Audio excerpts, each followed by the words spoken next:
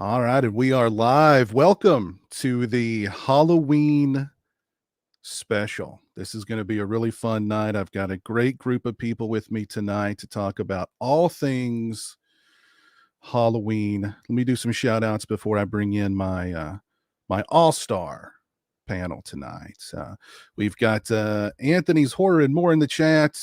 We've got Jill in the chat. We've got Dazzle, DJ Donley, Dan Shine, RJ Skarinki, Hinton Sparkman, Laura Hanson. We've got Vague in the chat. Tact Dad, hello. Ben Grimm, how are you? Swaggy G, howdy. Joseph S, hello. Brett Berg, hello, Brett. Bog Zombie, hello. Dream Emulator, how you doing, man? Jimmy L, Robert Long, Husker, CRM Films. Hope you guys are all doing well. Hope you've had a lovely Saturday and that everybody's Halloween season is going well. See, we've got Mike Thorne in the chat. How you doing, Mike? Hope you're doing well, buddy. All right, well, I'm going to go ahead and bring on my guests. We're going to talk about all things Halloween. We're going to recommend some Halloween movies for you guys to watch on Halloween nights and just have a good time. So without further ado, my first guest tonight is the star of the latest Halloween entry, Corey Cunningham. Corey, how are you tonight, sir? I'm good. I'm very good. Thank you. It's good to have you here. I know you're probably... Yeah. I'm sure you're hopping from press junket to press junket. Yeah, it's been a brutal schedule. Just hanging out with Jamie Lee in the green room earlier, so she gave me a 9 off. So here I am. I'm glad. She can be she can really crack the whip, I hear. It can be tough, yeah. So, but it's good to have you here. Hope you're doing well. Yeah, I'm doing very, very well. So thank you for having me. Yeah, no, man. Yeah. I have to say, I feel like you're in Stevie Wayne's lighthouse right now. Because that looks like fog out in the window. I really wish I should have got a fog machine. Yeah. But it would have just destroyed my sinuses, I'm sure, in my eyes. And I'd just be like, I'd be a mess the whole time. So I don't know. That would have added some. I should have Jeremy in here dressed up as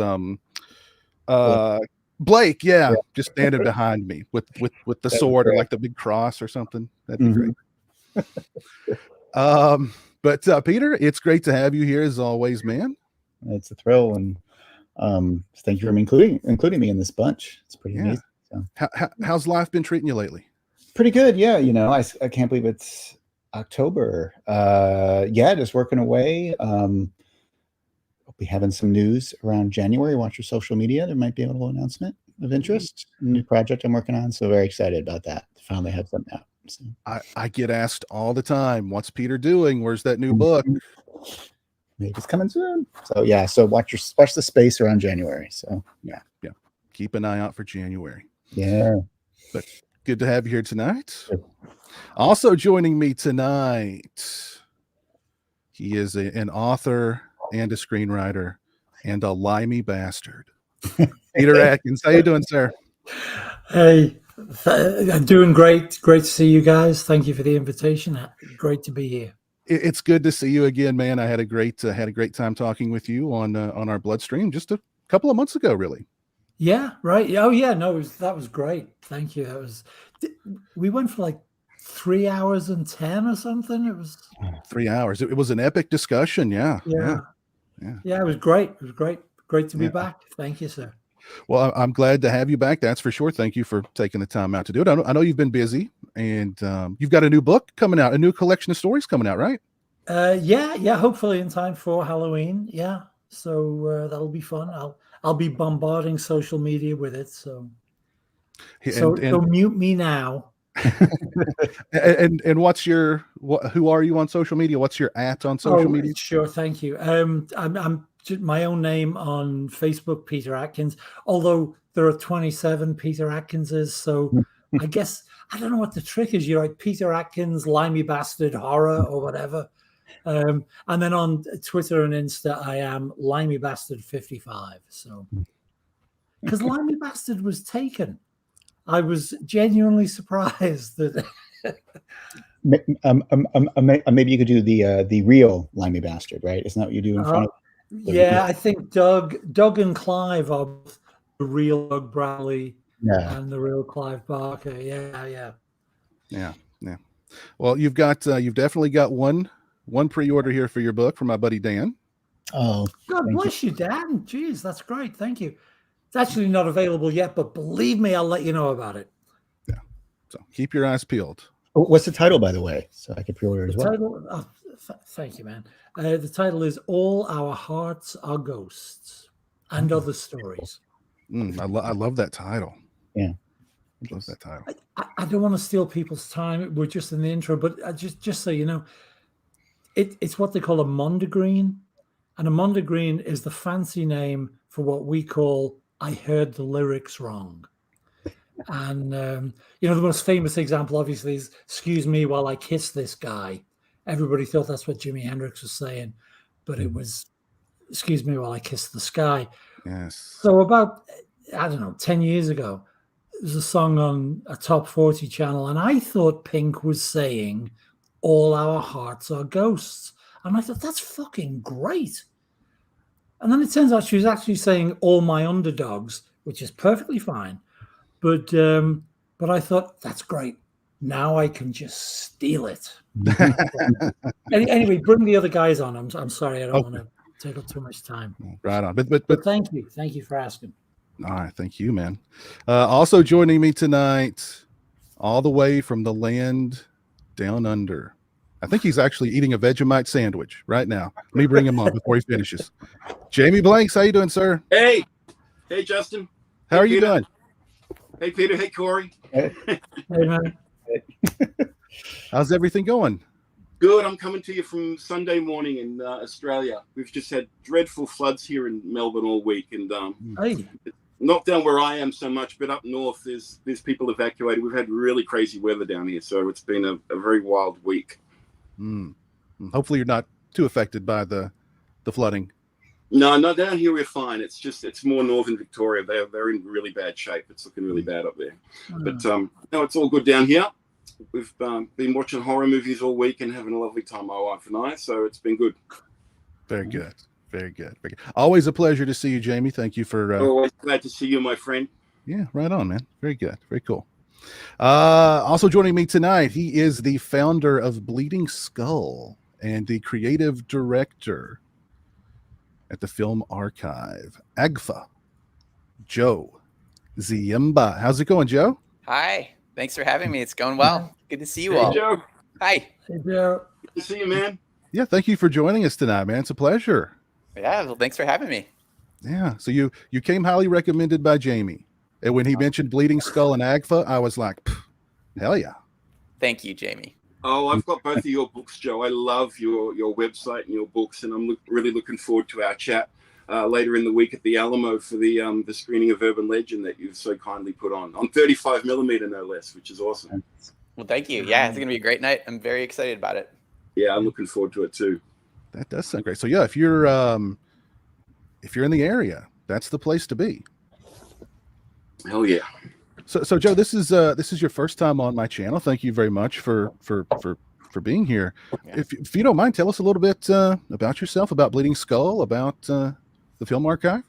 Yeah. So Bleeding Skull is a site that we started back in 2004, and we've released 2 books in the last few years. One was Bleeding Skull, in 1980s Trash Horror Odyssey with Head Press, and the most recent one, which is last summer, is Bleeding Skull, in 1990s Trash Horror Odyssey with Fantagraphics.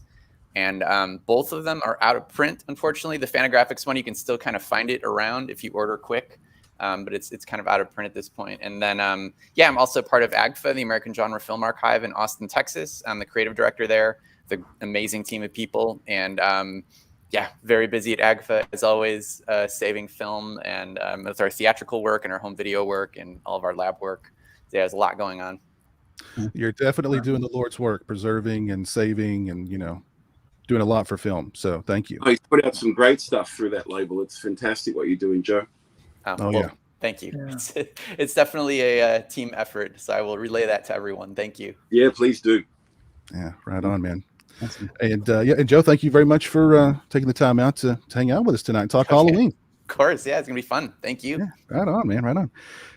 And last, but certainly not least, he's a fellow Kentuckian. So you can take the Kentucky boy out of Kentucky, but you can't take the Kentucky out of the Kentucky boy, right? You know him, you love him. You've seen his bare backside more than you've probably wanted to. Todd Farmer. How's it going, Todd? Halloween? I thought we was talking about Christmas. Hey, brother, good to see you, man. We can talk about that too. I'm good. You doing good? How's life treating you? Oh, it's all lovely. How are you guys? Doing great, man. Doing great. Excited to talk about Halloween and all things Halloween. Yes, indeed. And you brought your head along, I see, for the ride. I move the plumbing glue out of the way, but yes, I have my head, and I have my drill, so we'll get into some hilarity tonight. Nice. So now, Todd, if I were to make you an offer for that head, how much are we talking about for you to part with it? I don't think I would part with it. I got too much money in the bank. Wow. That's always a good thing. Have you seen my tool shed? It's a nice tool shed, man. As tool sheds go, it's not bad. Yeah, it's pretty sweet. That's where if I had a head of my own, I would keep it in the tool shed too. A detached head. I've had a couple of. Yes, I had a couple of, and it's old too, because this is Jason X we shot it in 99, I guess, or 2000. I don't remember, but it's old. It's 22 years old. Held up pretty well. It has. It's not bad because it's the old. It's very like there are places that it's very soft. Like if you push too hard, there'd be no temple because it's the old silicone. So it's but it's in a nice protected tool shed. So how could anything go wrong? Exactly. That's the best place to store your invaluable items, right? That is true. Yeah. So yeah, like I said, we're going to talk about all things Halloween and do some and recommend some movies for everybody to watch during the Halloween season. We may even have a few people crashing the party tonight along the way, so may have some surprises. I will spoil one of the surprises because they messaged and said they're not going to be able to join. Patrick Lucier would have loved to have joined us tonight, but unfortunately he can't make it. He did say, please tell Todd he remains amazing. He just texted me and I haven't responded because I was preparing for this. Let me see what he said. I'm not going to be there. He's probably like, why the hell did you hook me up with that fat guy in Kentucky? He has a soft spot in his heart for Kentucky. Oh, thank God. Thank God. Yeah.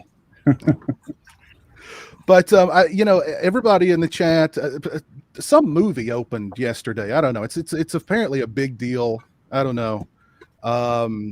Something Ends. I don't know. But has everybody on our panel seen Halloween Ends, or do you care to give your opinion on the film? Peter, I know you've seen it. I mean, clearly. You mean me, Peter? There's two people. Corey, I'm sorry. Thank you. P1 and P2. I have seen it. Yes, I have seen it. It's a movie. It had picture and sound. I'll say that. I'll leave it at that. Now, I thought it said some interesting things. It borrows heavily from Christine and some Stephen King. So I thought that was kind of some interesting directions. I love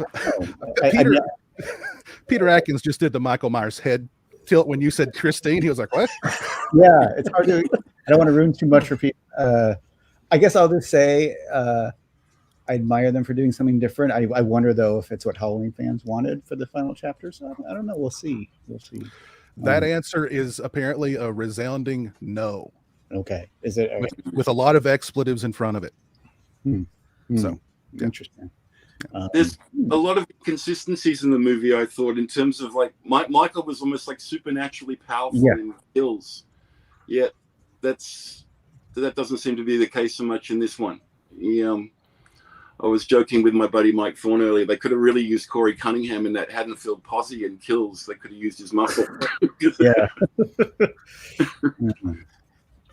Yeah, and the relationship he has with Laurie, it sort of doesn't. It just wasn't the kind of movie that I thought they were building towards. It was a pretty different turn. So yeah, I'm still kind of processing it. Yeah. It is a difficult film to wrap your mind around, especially in the context of a Halloween movie. I think that's like I posted my review today. No death threats yet, but I said, like, how do you? I said, how do you recommend a Halloween movie to Halloween fans, but tell them to check their Halloween fandom at the door, because it's not really a Halloween movie. It doesn't feel like a Halloween. So, what did you think of the cold open, Justin? I liked it. I actually liked it. I liked it too. I thought that worked kind of well. Yeah, I think if it wasn't a Halloween movie, it would be interesting. It's just because it's a Halloween movie, it's going to be judged and seen in such a different way. And the through lines with 2018 and Kills in this, I don't know what you thought, Jamie. The Laurie Strode character doesn't seem to be the same character. Like, she was a big part of the first movie. Then they had her in a hospital bed for most of Kills, and then I think she's only in it at the beginning of the movie. I think there's maybe 10 minutes of Laurie, and then she sort of they spend an awful lot of time with another character, which I wasn't expecting. I thought, this being Halloween Ends, I thought we were going to have a much bigger build up between the two central characters. Yeah, it was just a different approach. It's they took some pretty wild creative swings with it.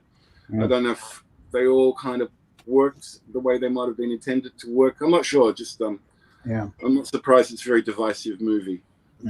It's certainly funny because the Rapey twins hired us to write it back in the day, Lucia and I,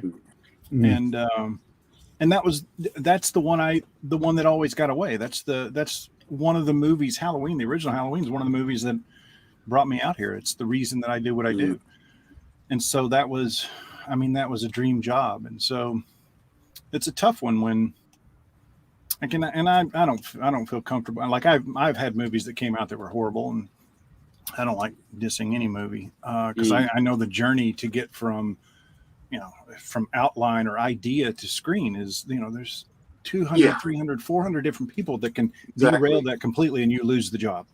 It's or it goes in a completely different direction. So it's tough to criticize knowing that background, but this one's tough because, I had a dream of making this movie. So it's a tough one. Hellraiser was great. Yeah. Love Hellraiser. Have you seen that yet, Peter Atkins? I have, yeah. I'm curious to know what you thought of the new Hellraiser. It was definitely a big reinvention. You can't argue with me. I'll happily segue into that if everybody's talked about Halloween.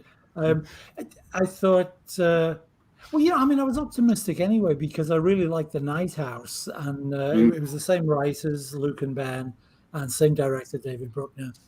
And I only found out afterwards, after I'd seen The Night House, that, and you guys probably know better than I, but The Night House itself began as a Hellraiser pitch, I'm told. I didn't know that. It did. Yeah. It did. Okay. Yeah. I mean, it makes sense retrospectively. I can see that, but I really liked The Night House, and certainly helps having Rebecca Hall in it. And I thought the smart move in Hellraiser that these guys did was like a lateral move aesthetically, just in terms. Let's be real, sort of fan nerd specific about it.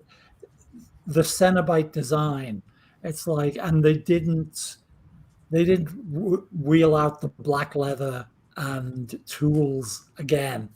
They went for the reconfigured flesh, and it was a really intriguing look. And Jamie Clayton as, I can't bring myself to say the Hell Priest. I'm sorry, Clive. Yeah. I know that's what you want us to call him, but he's been pinhead for 35 years. Yeah. So Jamie as that was unconscious is the word he's, just in case I get any hate mail on the gender issue. But Jamie was fantastic, I thought, and really a genuine, eerie and unsettling presence, and sort of like, without in any way dissing my old friend Doug, but Doug took the lines up, and Jamie sort of undersold each time, Yes. which I think was a really, really good call. And all the performances were good, design was good, great. She made it sound like, after 25 years of here's $100,000, see what you can do to secure the fucking land. They gave somebody a budget, so God bless them all, and I hope they get to make more. I'm sure they will. I've heard that it's I forget how many thousands of hours it's been viewed on Hulu now, so it's been a hit. Yeah. So good. Yeah. And Jamie, and her pinhead was like, all this death and murder. I've been here, done that. Let's just, all right, it's not that exciting. I'm just gonna do this, and whereas Doug's pinhead was like, right, razors through flesh, like right. I know all that hokey dialogue that some asshole wrote for him. Yeah, you're right. What hack wrote that? But I do want to ask Todd. You've written for many of these long-running, fan-beloved franchises. Jason X. You did you worked on the Halloween film with Patrick, the Hellraiser film with Patrick. Do you at any point during that development process or the writing process ever go, how are the fans going to react to this? Back in the day, no. A little bit more now because everyone is much more expressive online. But I think that's a problem. I think we shouldn't do that. I think you have to tell the story that you want to tell. That's where the passion comes from, and then hope that it clicks. If it doesn't click, you know what? Then you have a movie that didn't do very well, and that happens. That's a part of the journey. I loved working on Hellraiser, and we did 3 completely different versions because the Rapey brothers kept changing their minds, and so it was interesting to go through that process over and over and over. And we got paid for it, so that's why I've never released anything online, because we got paid for outlines, which is just stupid. But no, it's not stupid. It's wonderful. Everyone should pay for outlines. But we got paid a lot of money for outlines, and so it was interesting to go through that process. So this was also a tough one because I knew Bruckner and I liked Bruckner, and so I thought, well, I'm certainly going to watch it. And it really won me over. And this would have been a difficult one to win me over because I'm biased, because this is another one that got away. I've had so many get away, but I loved it. I thought it was I thought it was beautiful, and I thought it was smart, and it had heart. I liked it. Yeah, I liked it a lot. That ending, and I won't give anything away. That ending, I was really like, my jaw was on the ground, like you guys know what I'm talking about. The very end of the movie. Yeah. Yes. Whoa. Okay. So that's how it happens. Yeah. Yeah. Joe, I think you saw Ends. Do you want to give us your thoughts on the film? Sure. Yeah. I didn't see Hellraiser, so I'm sorry I can't contribute to that, but I will see it. I'm looking forward to it. But Halloween Ends, I actually enjoyed it because it was completely unexpected.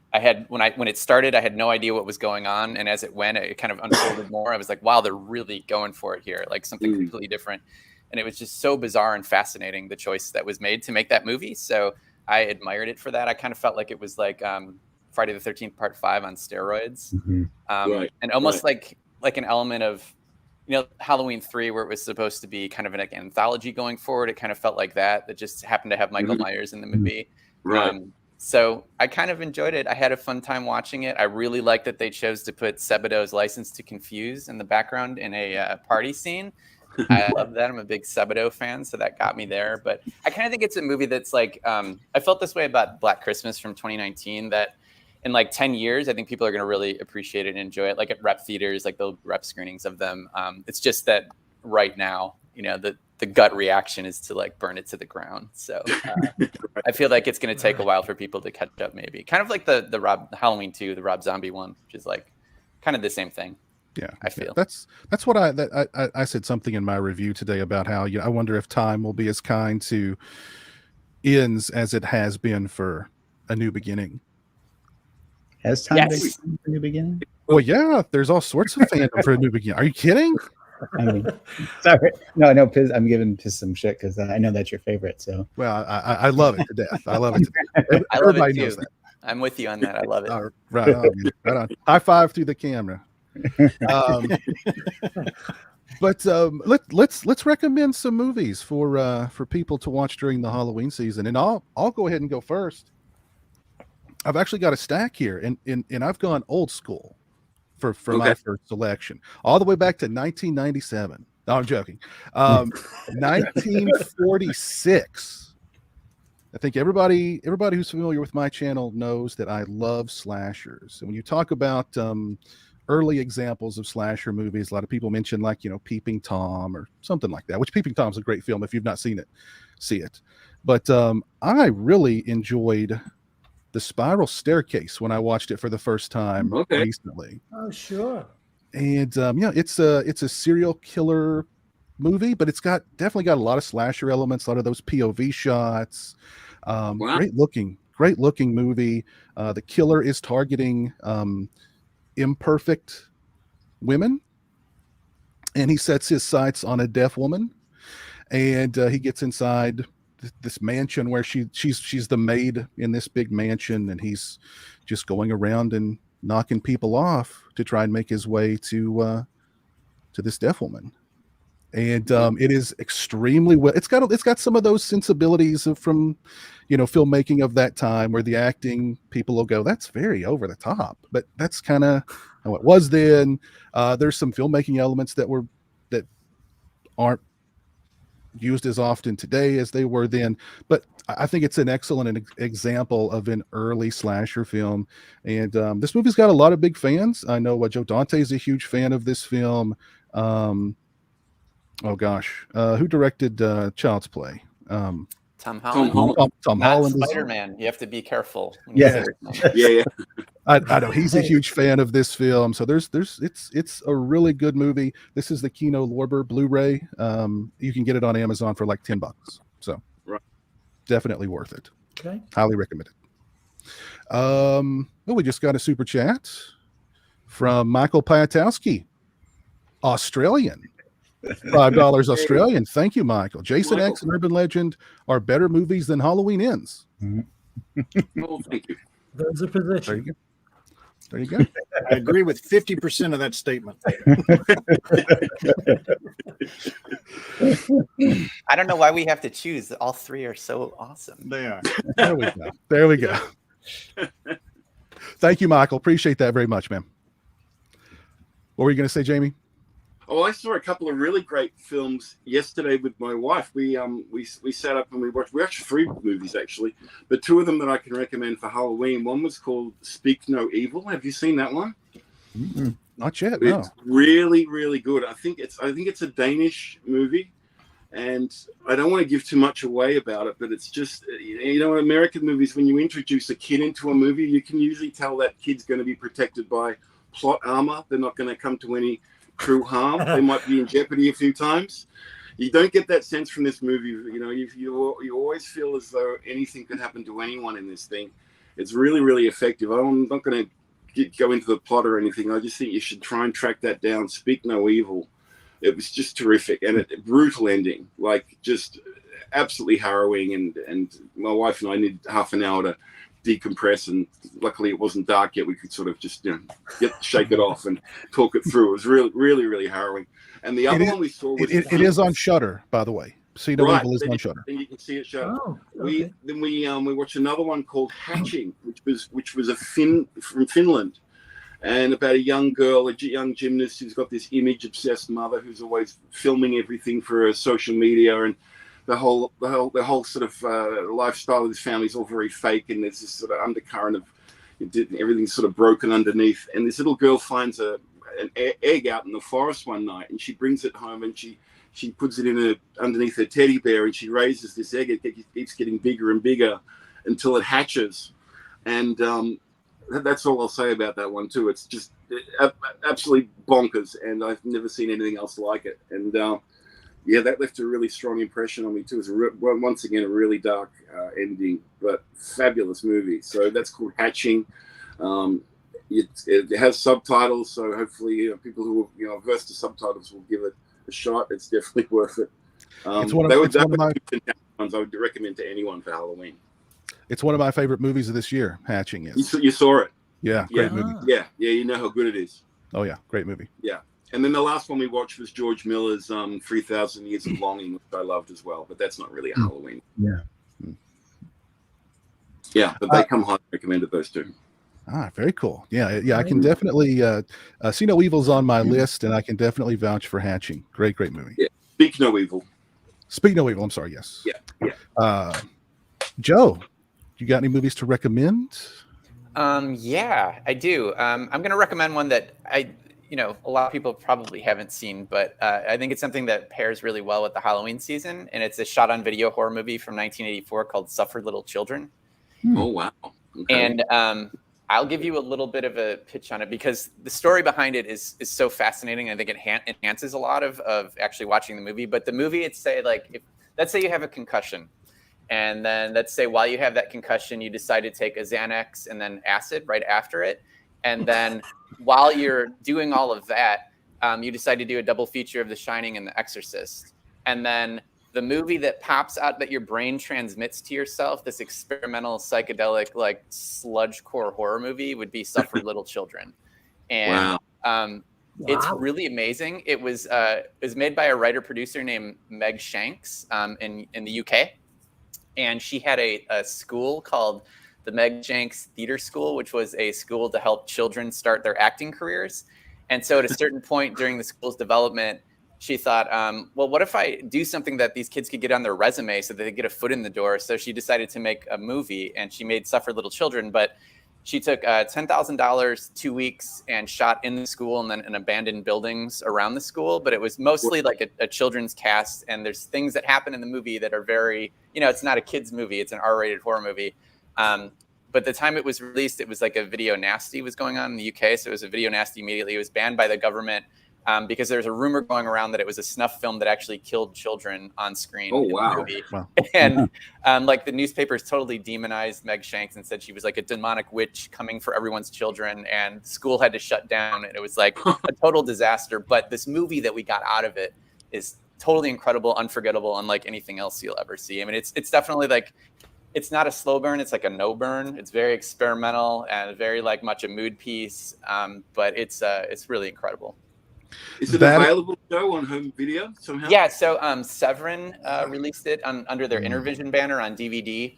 And that's still in print. It's really easy to get and cheap. It's totally worth it. Oh, I'm ordering it today. Oh, awesome. Yeah. I hope you like it. It's definitely on my, apparently it's 99 cents to rent on Prime Video if you can't find a physical copy. Wow. So worth every penny. But that sounds, that's the kind of recommendations I want from you, Joe. I like that. Okay. Well, deep cuts, shot on video. I love it. Thank you. I knew Joe was going to have lots of great suggestions, but you've really got to read his books, the Bleeding Skull books. They are just absolutely awesome. So I want to hear more recommendations from you throughout the stream, Joe. I'm going to write them all down. Well, thank you. That's very nice of you. And likewise to all of you. I mean, I'm dying to hear more recommendations. I mean, I just want to say, Todd, I love Jason X too. Love it so much. I love that movie. So just wanted to get that out there before we move on. Okay. Can you edit that out later so he doesn't get hate mail? No, this is totally unedited, unfiltered. I've actually had guests on Bloodstreams ask me, like, hey, can you go back and cut that out? And I'm like, we were live. You realize that, right? It's there forever. Yeah, it's like it's I told you we were live. So but Todd, do you have a movie that you'd like to recommend? And we'll kind of just go around in a circle. Like I said, we can recommend as many as we want or whatever. Right. Well, I've got something new, something old, and something blue. Ooh. The something new is if you guys have the Disney Plus, Werewolf by Night is beautiful. It's just such a lovely, fun movie. Everything about it is just, I won't say anything about it. Just go watch it. It's just, if you're a horror fan, you are not going to be disappointed. It was so much fun. Something old. There's a movie that I haven't seen in a while, and I thought of it the other day, and I thought, well, now's a good time to watch it. It's called Curtains. I think it's from early 80s, probably 83. There's an opening sequence on a skating. Oh, there you go. It is just just go check it out. It's also a fun movie. And then Something Blue. I thought of this the other day. Somebody asked me, what's the most disturbing, scary movie you'd ever seen? Well, it's actually not a scary movie, but it's got a very disturbing scene, and it's Looking for Mr. Goodbar. Oh, God. It's kind of a dating movie. But if you're a horror fan and you stick with it, it'll blow your mind. Because it's just there's moments of disturbing in it. And as a horror fan, I appreciated that. I thought, well, I'll share that because not a lot of people have seen that. Not our today's it's a good movie. I gotta watch that again. That's a good. Hey, Todd, I've been looking to watch. I saw it when I was young, and it totally freaked me out. But I haven't been able to find. Is it available finally somewhere, streaming or anywhere? I haven't been able to find it forever. You know what? I don't know. Actually, someone told me earlier that it was not available. Yeah, someone's music rights. I would have probably bought that if that had been out. So I would find it hard to believe that we can't get it now, but in truth. Well, yeah, it's something with music rights or something. So Paramount doesn't have it on Peacock or anything. It's not on Blu-ray, and the DVD's been out of print for. That's such a shame. Well, I guess we got to go to Australia and watch it with Jamie. Yeah. Party at Jamie's house. All right. Yeah. Actually, I got it on Actually, VHS somewhere. I'm sure of it. I've got it definitely. I had it on VHS. That's how I first saw it. Yeah. I didn't see it at the theater. I saw it on VHS. Because I'm old. There is an import DVD. Well, you're not as old as me. I saw it in the theaters, and it's Diane Keaton, right? Who's the guy? Well, that's Goodbar, yeah. Richard Gere and Tom Berenger are in it. Berenger. Yeah. Right. One of his first movies, yeah. And Pencil Dick from Ghostbusters. William Atherton.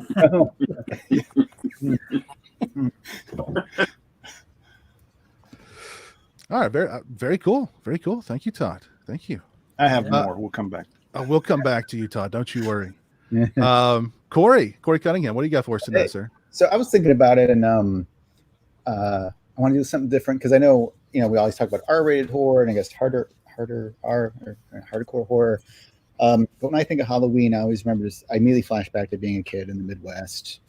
That snap of cold air and the wind and fall leaves and everything. And so there's always like horror I liked as a kid that almost like your first horror movie kind of a thing. And recently, this is so embarrassing because I'm not a big Disney person, but I really wanted the Black Hole on Blu-ray, and the only way to get it in America is you have to subscribe to the Disney Movie Club, where it's like the Columbia House, but for Disney titles. And they have a bunch of stuff that's only available on the Movie Club. So I actually picked 3 Disney-esque horror movies I wanted to bring up. Also, too, I'm not sure if today's younger generation even knows of these movies. I mean, you guys probably don't know these movies, but the first is called Something Wicked This Way Comes. Came out in 1983. Oh, yeah. Yeah, I know it. Yeah. Yeah. So I really do because it has just a wonderful sense of it's probably some of the best Halloween atmosphere I've seen in a movie. It's kind of about it's based on a Ray Bradbury book. It's about these 2 kids in this small town. And this traveling carnival comes to town. A guy named Mr. Dark runs it. And he basically turns out to be kind of like the devil. He goes from town to town looking for souls, to take and suck in. So it's very Disney. Has a couple creepy things with the spider, but it just has a wonderful, effusive kind of Halloween atmosphere. So if you're in the mood for something like that, definitely check it out. And another movie it's never been available on, I don't even think it's on DVD. I think it was on VHS. It was actually a TV movie. Came out in '84. Have you ever seen the Midnight Hour? Oh God, yeah. Yeah. So I mean, I'm not gonna really defend it necessarily, but it's kind of like if they made a TV movie version of Michael Jackson's Thriller. So Right. it's super '80s. But it has kind of What year was it? Yeah, sorry. What year was it? 80. Midnight Hour. I think it was 84. Yeah. It was sort of like NBC's big Halloween movie. And the weird thing is they premiered it on November 1st. So they premiered it the day after Halloween. So I didn't do very well. It's never been on Blu-ray. But you can find it if you search YouTube. So they're talking about, I think Anchor Bay put it on DVD briefly, so it's floating around there. But it's like Sherry Belafonte Harper, Dee Dee Pfeiffer, Lee Montgomery, who played the kid in Ben, the sequel to Willards. It's just goofy, but it takes place on Halloween. Kevin McCarthy has a cameo in it. Kurtwood Smith has a small role, so it's like a fun thing. And then the last movie is a guilty pleasure of mine. Also available now. Again, I don't get a cut from this, so I'm not, trumping for the Disney Movie Club, but you can get it only on Blu-ray, only on the Disney Movie Club. It's called The Watcher in the Woods. Have you guys ever seen that movie? Oh yeah. So, Betty Davis is in it, and Lynn Howe Johnson, who kind of slowly reaches new levels of hysteria in her acting throughout the thing. It has like the craziest batshit ending where she like goes to space and stuff. So. But it has and Kyle Richards from Halloween, isn't it? Halloween Ends, the new Halloween. So it's I don't know if it's scary, but it has great atmosphere. It just always reminds me of Halloween, and I think they actually remade it too. Melissa Joan Hart directed a remake with Angelica Houston in the Betty Davis role, but definitely I didn't know that. Yeah, so it's some lighthearted PG kiddie Halloween stuff. Check those out. I only just recently realized, Peter, that Kim Richards from Assault on Precinct 13 and Kyle Richards are sisters. Yeah. Yes. From Halloween. So it was kind of crazy to realize that. Yeah. Yeah. Here in America, they're on something called The Real Housewives of Beverly Hills. Right. So they're kind of known more for that. Like a lot of people don't realize Kyle Richards is the Kyle Richards from Halloween. Both been traumatized by John Carpenter. Yeah. They're good. But the Midnight Hour is great. It is available on YouTube in its entirety, probably multiple times over. But yeah, it's long out of print on physical media, and I do believe its music rights is what's held it in limbo for all these years. It's got all that popular music, and they do like this big dance number in it. They're all doing like and you're spot on. It's awesome Halloween atmosphere, great cast. You've got every monster. You've got vampires and zombies. You've even got like a Frankenstein. You've got it's great fun. Yeah, it's kind of like a Monster Squad-ish as well, a little bit. Yeah. It does. It's got one of those endings. It's like it's trying to tear jerk you at the very end, like where those like heartwarming, like So, good stuff. Great stuff. Peter, what have you got for us, man? Well, I mean, you kind of stole my thunder with Spiral Staircase from 46, which I second and recommend because I went old school too. Because I know, thanks to John Carpenter, we sort of associate, at least in terms of movies, we associate Halloween with the slasher or the subgenres of slasher. So I just wanted to remind us all that it's like, it started as a time to tell ghost stories. So I wanted to go back and look at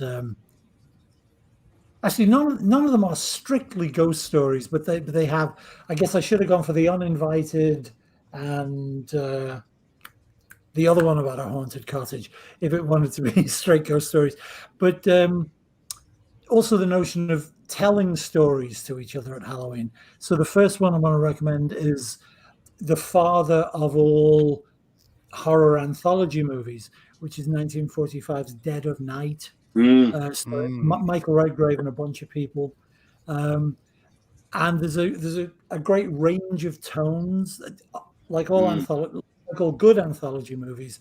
There's a framing story, and within that story, people tell stories, and some of them, two of them, one of them is overtly comic, but perfectly fine and entertaining. One of them is sweet. Couple of them are creepy, under your skin, ghost story-ish.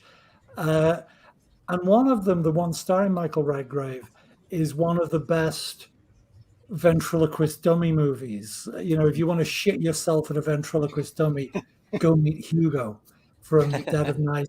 And in fact, the scariest bit with it, I want to be careful not to do any spoilers here. We eventually come out of the stories we're being told back into the frame story, and elements from the stories that we've been told come into the frame story and add quite an unpleasant, when I was 11 and saw this for the first time, a genuinely unsettling twist. Not a jump scare or anything, but just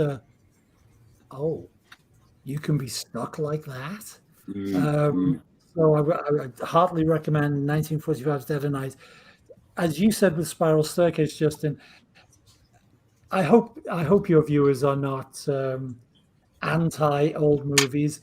There are some dated aspects to the film, of course, but I think if you want to be told some scary stories, go check it out, and I think you'll like it. And then similarly, I guess, if you're talking about the master of the classic ghost story, that would be M.R. James, Montague Rhodes James, who wrote in the early 1900s. I think his first book was 1904.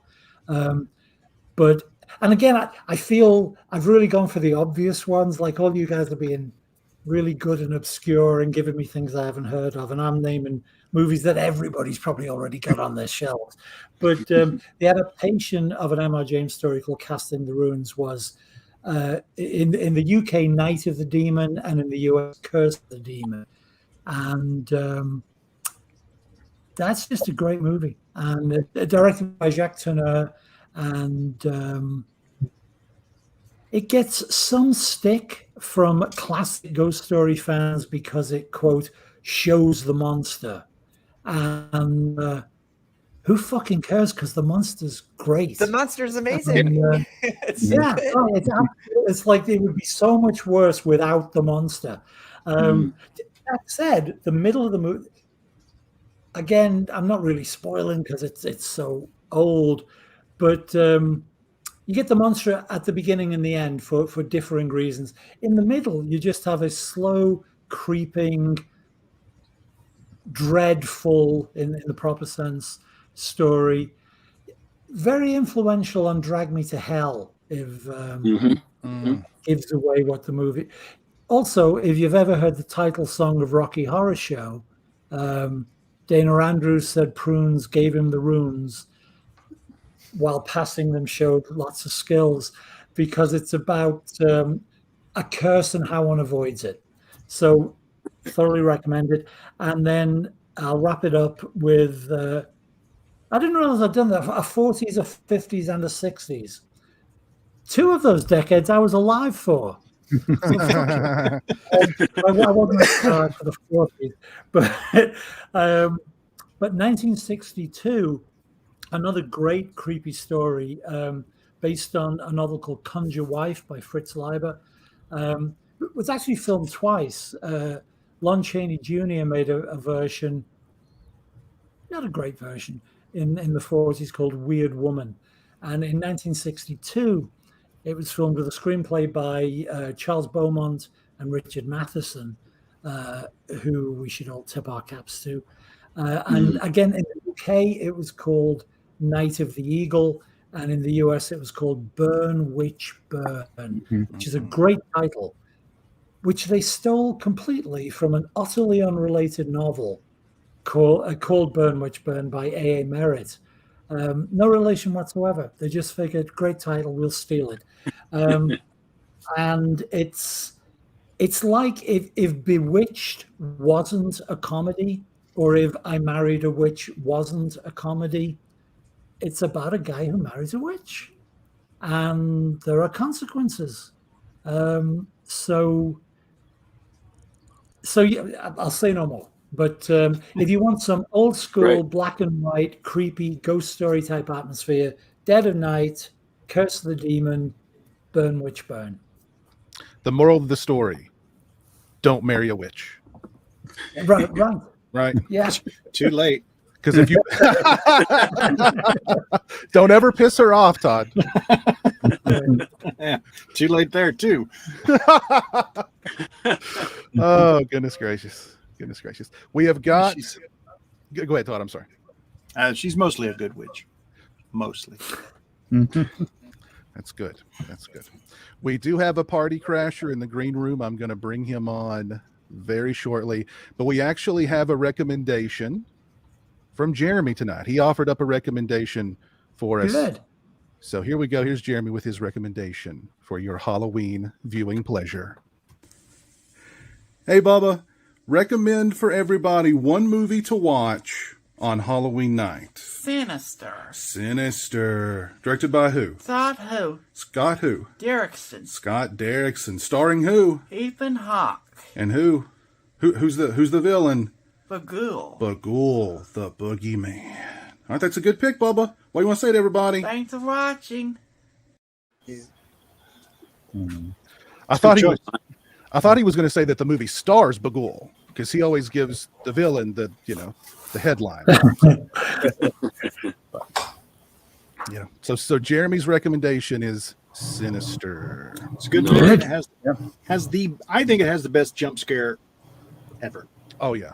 The lawnmower. Yeah. That I've never jumped like that in the theater ever. Hey, someone's at the front door. Right back, Justin. Okay, right on. It's the ghoul. Don't go, Jamie.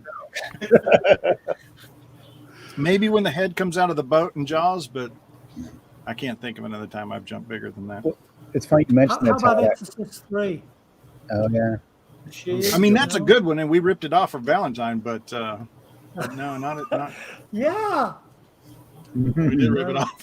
Look, if you're gonna borrow from the best. I mean, that's right? a good one to borrow from. That's right. I prefer steal, but borrow's good. Yeah. Yeah, you and T.S. Eliot, isn't it his quote? A minor artist plagiarizes, a great artist steals. Yeah, exactly. Yeah. T.S. Eliot was somebody. When I moved out here, a guy named Dean Reisner was my mentor. Dean Reisner wrote Dirty Harry, High Plains Drifter, Blue Thunder, played Misty for me, and the list goes on. And he used to say, great writers steal from the best. It's like, okay, that's what I'll do. Right. Oh goodness. Well, I'm going to go ahead and bring in our party crasher here. He's a filmmaker. He's a fine fella. You'll probably recognize him from a recent Bloodstream that we did. Really nice guy. Dave Parker. What's up, Dave? Hey, what's up, guys? I don't belong here. You're all too literate for me. I mean, you're all way too literate for me. So yeah, I'm crashing just for at least for a little bit. But then you all talked about all the movies that I wanted to talk about. So, sorry, everything. No, there's still a couple. There's still a couple out there. How is everyone? We're doing good. Good to see everyone. Good to see you. Too. Yeah. How are you doing, sir? I'm good. I've been busy, and yesterday was Monster Palooza here in Burbank area, so went and did that, and and now doing this tonight. So it's all good. It's all good. Keeping busy. I've got a couple things that I'm finishing up, and a short that's screening at Screamfest LA tomorrow, and there we go. Creek. Yeah. Excellent. There you go. Yeah. Anything else you can tell us about without getting in trouble? Well, I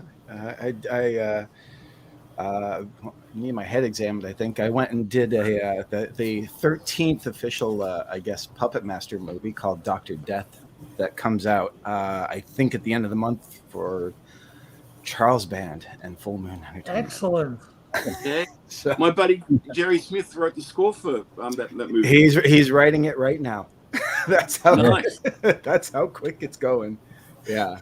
So it's Jerry Smith, who writes for horror magazines as well. Yeah. Jerry Smith. Yeah. Mm-hmm. Oh yeah, cool. Yeah, I know. On Twitter. Yeah, right. Yeah, he's a cool guy. I actually lobbied Charles Band to give him that gig. I don't know if he's loving it quite so much now. I'm a little hard on him going more intense. Make it more intense. He's in his element writing that score. I know he's really thrilled to be doing it. So. Well, that's good. That's good.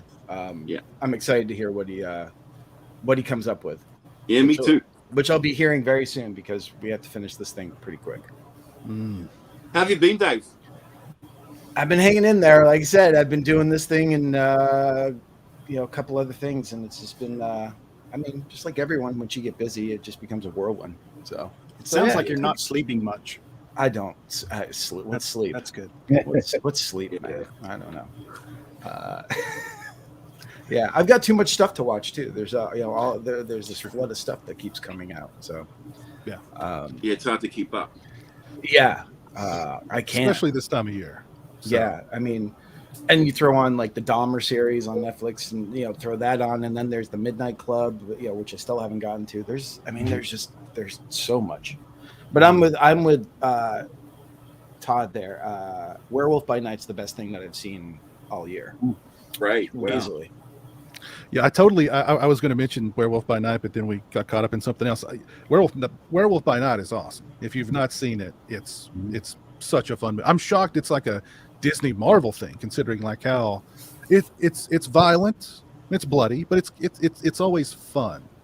Just such a fun movie. Yeah. So it's a In movie. black not a and white, series? so they can get away with it. But Yeah. What were you saying? Oh, is it a movie or a series? It's a movie then. It's a a movie. special. It's Special. a 1 hour special. Halloween special by Very Marvel. short movie, 54 Right. minutes. It's even got the special opening like from Yeah, no, what we were going up. Michael Giacchino, who's a composer who directed it, just hit every beat like perfectly on that thing. It's Wow. really, the acting is lovely. It looks glorious. Oh yeah. And Yeah, so our much buddies fun. from K&B did a lot of the practical makeup stuff, so Oh, nice. pretty cool. Nice. And Including Ted, including a swamp monster that is near and dear to my heart. So you mean Ted? good old Ted. Ted. Yeah, good old Ted. Never thought Theodore, that sucker would he's an ever academic. be Come on, alive. guys. Good old Ted. It was good to see Ted. Oh, Good to see Ted. redeeming himself from his previous appearance in the Marvel universe. Oh, right. Which one was that? I think They made a Man-Thing movie. Really? That came out in like 2005.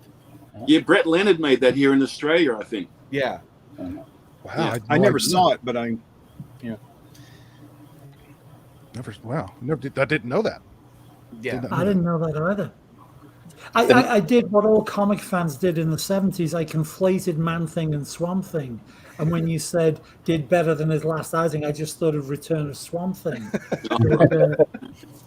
Yeah, because that was like, the great Muck Monster Wars. That was a big thing in the 70s. Like, Oh, are you yeah. a Man-Thing Yeah. fan or a Swamp Thing fan?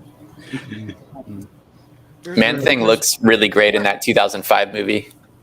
I think Yeah. it does. It looks scary. It's got these red glowing eyes. Oh well, Yeah. you got to see this Werewolf by Night, because now he looks just like he does in the comic book. Nice. Wow. Right on. Any other recommendations for us, Dave?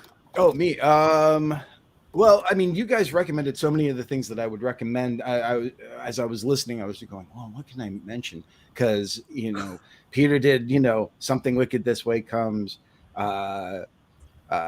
Peter Atkins did Burn Witch Burn, and Dead of Night, which is a great anthology. I like going back to. I mean, for me, it all started with Disney's animated Legend of Sleepy Hollow.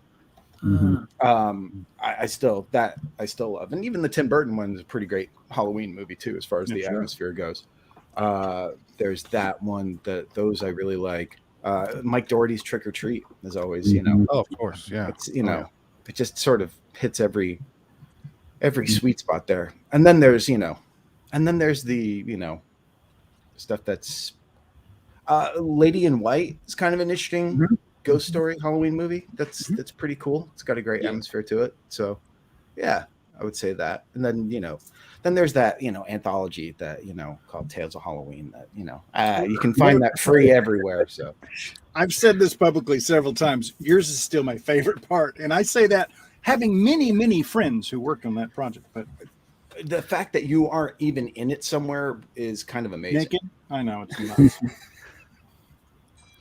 Yeah, I agree. I mean, Dave's segment of Tales of Halloween is really freaking good. I mean that to me that's a franchise. I could totally see that as. Oh yeah. Yeah. I'm sure you could too. Oh, yeah. You know, if money people came at me and said, "Let's do something," I'd be open to it. But no one's knocked on that door yet. Well, let's face it, if money people come to us and say, let's do anything, we'll all say yes, right? But that would be great, Dave. Hey, I just did a session, it hasn't heard yet, but I did a session with your pals, Adam and Joe, over at Movie Oh, nice. Club. Yes. Yeah. Oh yeah. Very cool. And Yeah, they that's spoke great. very highly of you and how much you save the Yorkie-thon every year. Well, yeah, because you were a part of it. With the Mummy. I did one of your first ones, yeah. Yeah, you did the Mummy. Yeah. And then Todd Right. did one as well. You Right. you did Night Skies, Todd, right? I did the reading, and then I think I did I've done a couple. Yeah. I've come in and done different things. No, that's always a lot of fun. I mean, sometimes it's a lot of pressure because it's like Adam will give me the script and go, "Here, there's 25 characters. Go. You have a week and a half. Cast it and be ready." And it's a 128-page script, and it's like, Did you cast the one I did? yeah, I can't remember who. Yeah, you called me. Okay. yeah. I couldn't remember who called. So Yeah, they're. I mean, they save a lot of dogs. they do. It's a good thing. It's really fun. It's a really it's called Yorkie-thon. So and it happens in December. So if people and they have a lot of guests on and script readings and musical guests and stuff like that. I'm not being paid by them, so I'm just filling people in. So It No, sounds is like a good great cause. thing, and it is, those and it's all to save Yorkies. right. It's all to save dogs. Very cool. I love Yorkies and I love Corey Klein because he just said he loves Jason X. I was going to bring that one up. So, Corey, there's your There you shout go. out, man. There it is. There's your shout out. Right on. Right on. I'm going to throw another one out there that I think is a good recommendation. If you're in the mood for a giallo, but maybe you're burnt out on the typical giallo, the Argentos of the world, or the Bavas, or et cetera, try The House with Laughing Windows. Okay. I don't know that one. I've heard of it. It's an obscure giallo, definitely not a body count movie, but a great mystery with complex characters. It's got a nice twist toward the twist reveal toward the end that I'm sure make a few jaws drop. Great giallo. Highly What year? recommended. Let's see, what year did this come out? 70, 78, 79? Okay, so it's right in there. It's a golden age. And I neglected to mention the director's name because I'm not exactly sure how you pronounce it. I'm sure it probably doesn't sound like poopy, but it's spelled P-U-P-I. So Poopy Avati. Poopy. Oh, it is poopy. Okay, Poopy Avati. Yeah. I didn't want to just say, hey, Poopy It's Avati. not a And then- word in Italian, Justin. It's okay. and then him be watching. Teased at school. He called me shit. He just called me shit. So, If nothing comes out of this tonight, I'm going to use the name Poopy Old Body in the script at some point there you go. because that's lovely. But The House with Laughing Windows, that's a classic giallo title. That's great. Four Flies on Grey Velvets. Exactly. Yes. Yeah. And there is That's literally in the good. movie a house that has laughing windows. It Literally, does it lives up not. to the How title. does that work? The windows just go up and down. Go ha ha ha. ha. Well, they're windows with big gaping, smiling mouths on them. Wow. So it's literal. You see it in the movie. Yeah. So Wow. there's like big mouths painted on the windows, and it's a really good giallo. You guys should check it out. Todd, you'd love it. I will. I'm going to die. I wrote it down. I'm going to get it. Right on. Let's see. Brandon Hewson, thank you for the $4.99 super chat. He wants to recommend candy corn. Anybody familiar with candy corn? No. Yeah. Or maybe he just means candy corn. No, they came out a couple of years ago, and it was didn't Justin Mabry, who owns Trick or Treat Studios, have a lot to do with that? I think. I think he may have. I saw the movie. It came out in 2019. I know I saw the movie. I don't remember that much about it. Now it's got Great cast: PJ Souls, Tony Todd. PJ Souls, I'm in. And yeah, I don't remember that much about it, to be honest. I remember there's a pretty brutal death in it, like a guy gets his spine ripped out. So Oh, that whole thing. Come that's on. that's all. That's all. That's the thing I remember, of course. Yeah, great movie. Here Guy gets his hasn't spine done ripped- that. But thank you for that, Brandon. I appreciate it. Thank you, Brandon. And also, I'm sure you guys can tell me. I mean, like many old men my age, I was in love with PJ Souls in the 70s. Has she come back to make more movies? Because she was gone for years. She does she pops up in movies here and there. Huh. Yeah. So, Rob Zombie put her in a couple things, I think. she was in Devil's Rejects, Right? for sure. So yeah, she pops up in here and there. She had a Actually, didn't know cameo that. Okay. Halloween 2018. I fell in Oh, love she with did- her she during did. Stripes. Oh yeah, Yeah. Oh, yeah. Just fell in love with Yeah. her. Just Rock and Roll High fantastic. School for me. Rock and Roll Yeah. High School. All of them. Everything she did in the 70s is just, yeah. She's great. Oh yeah. Carrie. Carrie. Oh God, I forgot about Carrie. Yeah, with the cap Oh, on. yeah. Mm-hmm. There it is. Oh yeah, great stuff. Great stuff. Stripes. Joe, have you got any other? Give us another deep cut. Okay. So I have something that's probably completely unexpected because it's a documentary for the Halloween season, but one that I watch every year, and it kind of overlaps into Halloween and Thanksgiving and Christmas. It's called American Movie. It's a documentary from the late 90s. It's about a filmmaker desperately trying to make a horror film in Wisconsin with his best friend. Oh, And unfortunately, his best friend just recently Just passed passed away. away, Yeah, his name is Yeah, Mike I Shane, know but that. They were making Coven. right? Coven. Coven. right, Not right, and that's Coven, very- because that sounds there it like is. oven. Jamie's got it. There it is. There it is. Yeah, it's an incredibly inspiring documentary It about is. someone following their dream, and it's also really, it's a very joyful snapshot of friendship between these two. But it's also so deep in the Halloween vibes, at least the first half of the movie, and it always feels good around the autumn. And as Peter was saying, I'm from the Midwest too, so I think that's part of it too. It's like very, close to my heart, but it feels like the season when you watch it. And I always end the movie. It's just there's always a smile on my face. It always inspires me. So it's just really. I'm going to watch it great again, Joe. I'm going to keep that out and watch that. I loved it the first time I saw it. Such a great movie. Yeah, and it's so inspiring. Like you love this guy, even though he's such a. Didn't he end up getting some small roles in a Rodriguez movie or something? He used him in something or other. I've seen him pop up before. And it's really, really lovely to see him there. Yeah. But he's an interesting character. I love the part where he's like he like gets his mail and he's like, Bill, 10 weeks past due. We're gonna sue you. We're coming to get your ass. Hey, I just got a Visa card. It really is the American dream. He really is. I'm definitely going to have to check it out again because maybe I'm a dick, but I remember making fun of it. So I'm going to have to watch it again to look for the endearing parts of it. Because when I first saw it, I remember thinking this is a spoof. This is not real. Oh, it's real. It's real. Okay. I'm going to go back and check it out again with a different. Now I feel like a dick. You've been out of the Midwest too long, Todd. You've been out of the Midwest too long. There's also a new Blu-ray coming out of it like next week. So Sony's finally reissuing it on Blu-ray, which is great. Oh, yeah. cool. Nice. That's right. Awesome. Yeah.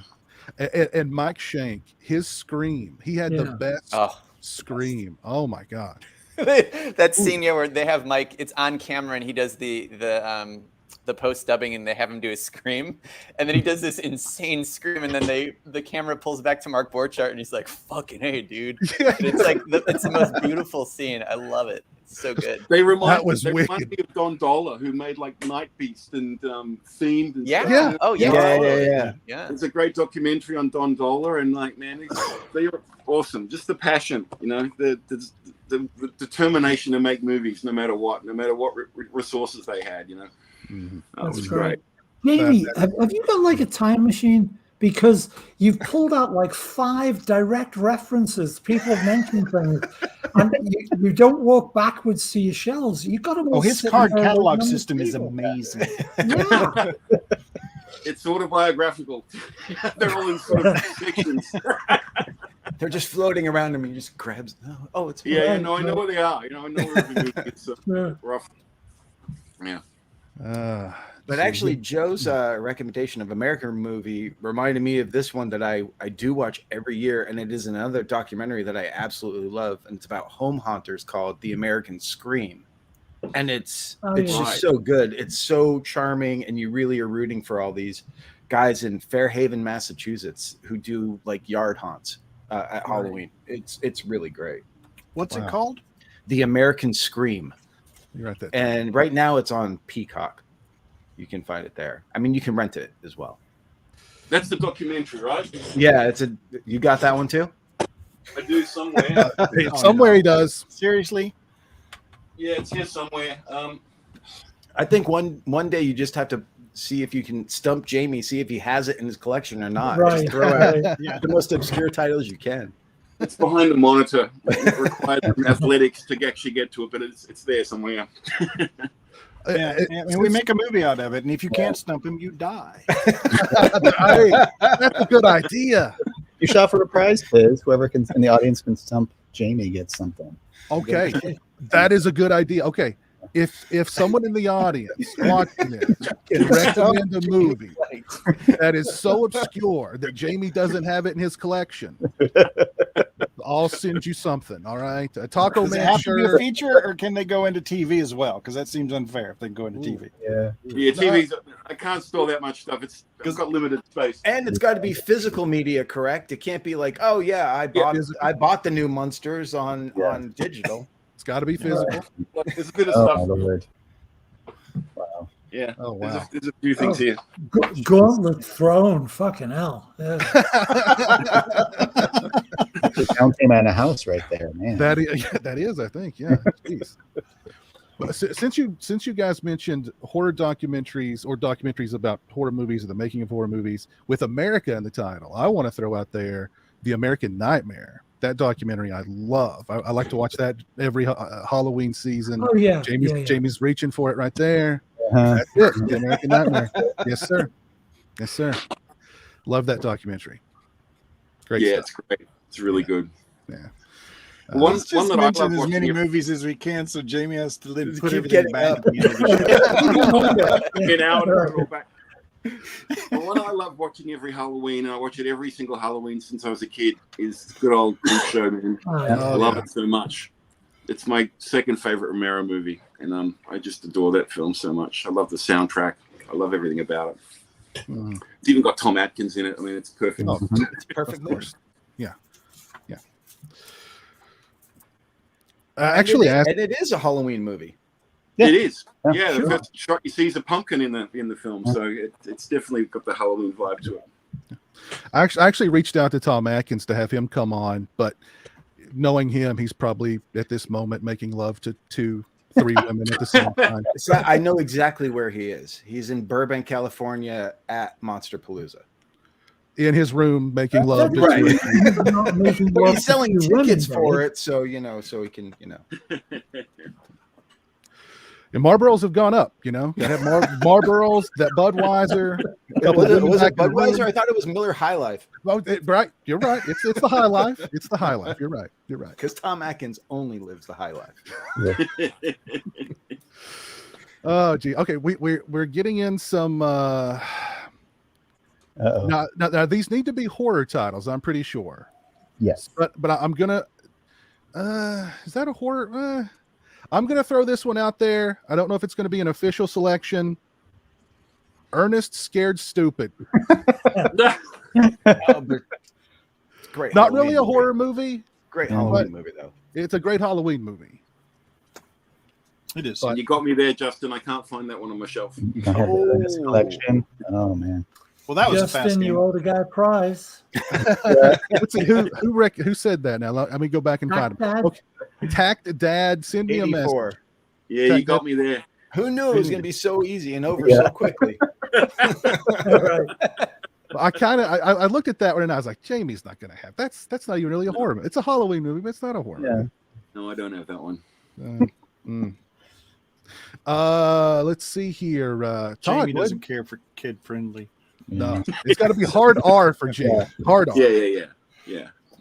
Not for the children. Todd, have you got anything else to recommend for us? One that I watch every year, and since we just mentioned Atkins, is Halloween 3. I never had a problem. I mean, I was confused just like everybody else. Where's Michael? But I just loved the movie. It was just complete batshit crazy and so much fun. And it really is. It feels so Halloween to me. Like it feels does. like Halloween. And that's what I always liked about it. And so I don't think I watch it every year, but every other year, certainly. One of the best Carpenter scores as well, I reckon. Yeah, it's great. I always thought as a kid, it's like, well, they could have just changed the robots into a bunch of Michael Myers and then everyone would have been happy. Yeah. It's such a disturbing. Watch. Now they'll remake it and do that. So but it's so disturbing. I mean, could you? It is. It's because it was a big movie at the time. I think. At least I remember. That idea really upset me. I remember reading the book before I saw the film, and it was just such a creepy idea that was going to happen all across America to all those kids. And it's like. But you're right. The soundtrack's stunning. Yeah, it really is. I write to it all the time. Yeah, that's great. It's great. And it's weird. The novelization, Jamie, that was it was written under the name Jack Martin, but that was written by my friend Dennis Etchison. Yeah. No, he nailed it. I mean, he's a master story, but he wrote as Jack Martin. I think he wrote the Videodrome novelization, Halloween 2 and 3, and The Fog. Yeah. Well, The Fog he did as Dennis. But, The Fog he used his real name. Yeah. That story, the way he conjured up those images in that book was because you imagine your own movie in your head as you're reading that book. And he also wrote an unproduced Halloween 4 screenplay. Yes, that would have been really interesting, I think, where Michael is dead, but the town wanting to suppress his memory and just suppress Halloween in general sort of makes him come back. Like there's a great scene, like when you read it, you can just see it, like where Michael is birthed through like this mound of pumpkins. Like he burst out of this mound. Wow. People always talk about that too. Is that the one that has the ending? Is it the drive-in? Yes. Okay. Yes. Where Michael grows like 8, 10, 12 feet tall. And so he absorbs, the cops finally surround him and they start shooting him, and like he just starts feeding, like the bullets just make him more powerful, and he's 10, 12 feet tall. But then the movie just kind of ends because Halloween night ends, and that's kind of it. Right. Yeah.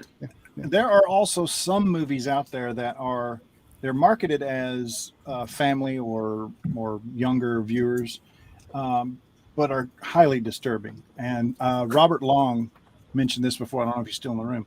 Mentioned Return to Oz. And Return to Oz, when you see it as a young person, it's a very disturbing movie.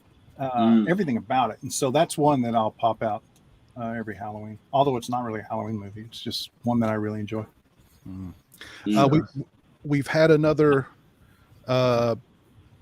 Simon Morris. Thank you for the £1.79. Come on, Simon. Son, ride again. What even is that? Is that? I think he made that up. Well, no, he didn't make it up. I see that it's in pounds sterling, so I think Simon is a fellow limey bastard, and I'm going to bet Jamie does not have that movie. Steptoe and Son was a British sitcom, which, by the way, was remade as Sanford and Son. Sanford and Son bought the rights to Steptoe and Son. It was a very long-running sitcom. It's a good sitcom. They made 2 movies. The movies aren't so hot, and that's. I think, Simon, God bless you, but I think that is a naked attempt to pry a prize out of Justin. It's impossible that anybody, including you, Simon, has that movie. But, I think such chutzpah deserves a prize. So sorry to be giving all your merch away, Justin. It's all right. It's all right. Someone's asked, do I have children shouldn't play with dead things? I do have that movie. Yeah. Right. And that's about to get a new 4K very soon. Yeah, I'm going to buy that one too. Yeah. I've got it on DVD somewhere. Yeah. And actually, like that's getting a 4K. Black Christmas is getting a 4K, and A Christmas Story is getting a 4K. So it's like the Bob Clark, 4K extravaganza, you know? Now we just need Porky's in 4K, and then all is complete. Hell yeah. Hell yeah. Let's not forget Baby Geniuses. Come on. Right. So I forgot it. There's two. Yeah. But I think the phrase "we need Porky's in 4K," like that, I think we make T-shirts with that attributed to Dave, and then everybody knows where Dave is coming from. That's right. I would wear that T-shirt. Sure. I have all those Bob Clark films, including Baby Geniuses, if you can believe it, because, you know, I'm a completist. I do want to bring this up. I don't want to bring things down a little bit, but Ted White, who played Jason in Friday the 13th Part 4, passed away recently. So R.I.P. to Ted White. Yeah. Rest in peace, Ted. He was a great Jason. He was a great Jason. I got to meet him once. Really nice guy. And I mean, he seemed like a lovely man. Yeah. Super lovely guy. Very, very much a gentleman and huge guy. Like I'm 6'4", big. And Ted White, I had to like look up at Ted White. Wow. He was that freaking big. And but really, you felt it in the movie as Jason. He really towered over everybody. He was just incredibly imposing. One of the most imposing Jasons, really. I thought he moves really well. That whole final act where he's chasing through the house. I mean, it's really great Jason stuff. I mean, it's some of the best in the series, I reckon. He was one of the vicious Jasons. And I think he was kind of a cunning Jason too, like the way he would put the bodies in front of the door to keep people from going out. Yeah, he was very cunning. He also he also beat up Starman, and that wasn't nice. That's right. He did, and I think he stunt doubled John Wayne. He back did in the day. Yeah, he did. Back in the day. Yeah, I believe he did. It's also the guy wrenching the stone at the beginning that Kathleen Turner's in love with, and he comes through the. He breaks through the front door. And okay. Yeah, when Frank Van Keese's daughter is like, that's right. Yeah. He told us a story about how much he hated Corey Feldman on the set of that movie, and how much he really wanted to tear him to pieces. How much he wanted to kill Corey Feldman while Corey Feldman was seated right beside him, and I don't even know if he realized that was Corey Feldman beside him. But Corey Feldman was like. Oh. He was like, I wanted to kill that kid. I hated that kid. Oh, I just wanted to get my hands on him. Who's this Michael Jackson impersonator sitting next to me? Did he say why he didn't like Feldman? I mean, because he was like 11 years old or something. Yeah. He said he was precocious and a little bit, I don't know. I remember he talks about it in one of the interviews, and maybe in Crystal Lake Memories or something. Yeah, he talks about how much he hates him. Yeah, he hated him. He told me he was a little shit. That's how he described it. I can see that. I can definitely see that. I can definitely see that. I sat next to him at a signing at Dell's. I don't remember what it was for, but a bunch of Jasons were there, and I had mentioned that because Jason X had already come out, and I had mentioned that Kane, worked with me and for one of the stunts, and something about Kane being a stunt man. And then I said something about Derek because I was close friends with Derek Mears. And I said, Derek is a stunt man. He was like, they ain't stunt man. And he's saying this with them standing right there. The only ones that were stunt men was me. And he just goes into this rant. And I'm just like, I am so sorry I brought They use pads to land on. I just landed on the dirt ground. Wow. Jeez. I was so scared. Yeah, shit. Damn. Well, gotta love that. R.I.P. Ted White. R.I.P. Yeah. We've got a super chat here from Brandon Hewson. Thank you, sir, for the $4.99. He wanted to give a few recommendations: Idle Hands, Little Monsters, Night of the Creeps, and The Frighteners. All right. Right on. Night of the Creeps and The Frighteners. They're great. Mm-hmm. I actually really like Idle Hands. That really grew on me. I do too. I've never seen that. I've got to watch it again. Yeah. I'll give it another bell. I think it came out on Blu-ray recently. So right. But I love Frighteners. I'd forgotten about that. Yeah, one. Frighteners is great. Frighteners. Yeah. Yeah, it's really good. Dee Wallace is so good in that. Oh, So and, good. and Jeffrey Combs. Oh, Jeffrey yes. Jones, so Combs good. was in that Great. too. They're all great. And shout out to Little Monsters too. I mean, Howie Mandel as that I don't monster. remember that one so much. I've never seen it. It's Yeah. it was a childhood favorite of mine. Yeah, it's And- family friendly. Very Yeah. big, no, very big Yeah. now. But yeah, Yeah. I never saw that one. little creepy now that this grown man is dragging children under the bed with him, but you don't think about that when you're a kid, right? He's a monster, not a man. Well, he Okay. just got to forget. However you justify it, Dave. Again, haven't seen it. Awesome. Yeah. Let's see here. Where Peter, what else have you got for us, man? Yeah, so this is so funny because the other Peter, you brought up Dead of Night. One of the other things on my list. So again, kind of tying Halloween to growing up. I always loved like scary like TV movies from like the 70s and stuff that like you can't believe was actually on TV. There's a lot of times they're a real slow build and they build up to some sort of like really kind of startling or they didn't, a lot didn't happen, but the ending always made them worth it. So I picked a couple things that like just totally freaked my shit out when I was a kid. There's one, Peter, called Dead of Night from 1977. Have you seen that? It's also an anthology. Yeah. Oh yeah. Mm-hmm. Yeah, Dan Curtis did it. The segments are completely different from the other Dead of Night, but the first one's like kind of more science fiction, but the second one's kind of fun. It's about vampires, but the third one, it's about a woman whose son has died. She lives by the beach, and so she decided to try to resurrect him. So it's kind of a variation of the Monkey's Paw, but Right. I saw it when I was 7, and it kind of leads up and builds. And like a lot of anthologies, the last segment's always the best, but the last little bit, I think I started crying when I saw it as a kid. I had to run out of the room. So that's worth checking out. I don't know. Have you guys seen it? Has anyone seen it? Oh yeah. Yeah. I went back and revisited it probably a couple of weeks ago, and that last segment is, let's just say, it's not her son that comes back, Yeah. and the look of that thing, I don't know how is really cool. Yeah. When you're 7 years old, I was like fucking. Oh, I could imagine. Yeah. That's good. Yeah, it's fun. Especially when it like comes at the camera, like it comes right at you, like Yeah, the face of it. Yeah. Yeah. When you were younger, how did you watch like movies? Like I used to have to stay up at 3 a.m. to watch Hammer horror films that were on TV before I had a VCR and stuff. And that's when I'd sort of get exposed to all these kind of cool things. Yeah. But how did you guys first experience horror when you started getting into it? How did you go about getting your hands on movies?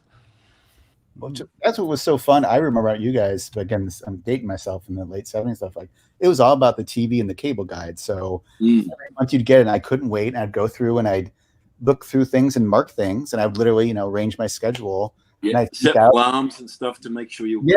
Stay up till 1 a.m. and sneak into the den and watch the little TV, and it was super exciting. I mean, I remember those loving that whole period of my life because I just horror films, and I'd be on my own always watching these things and getting creeped out, loving it. Yeah.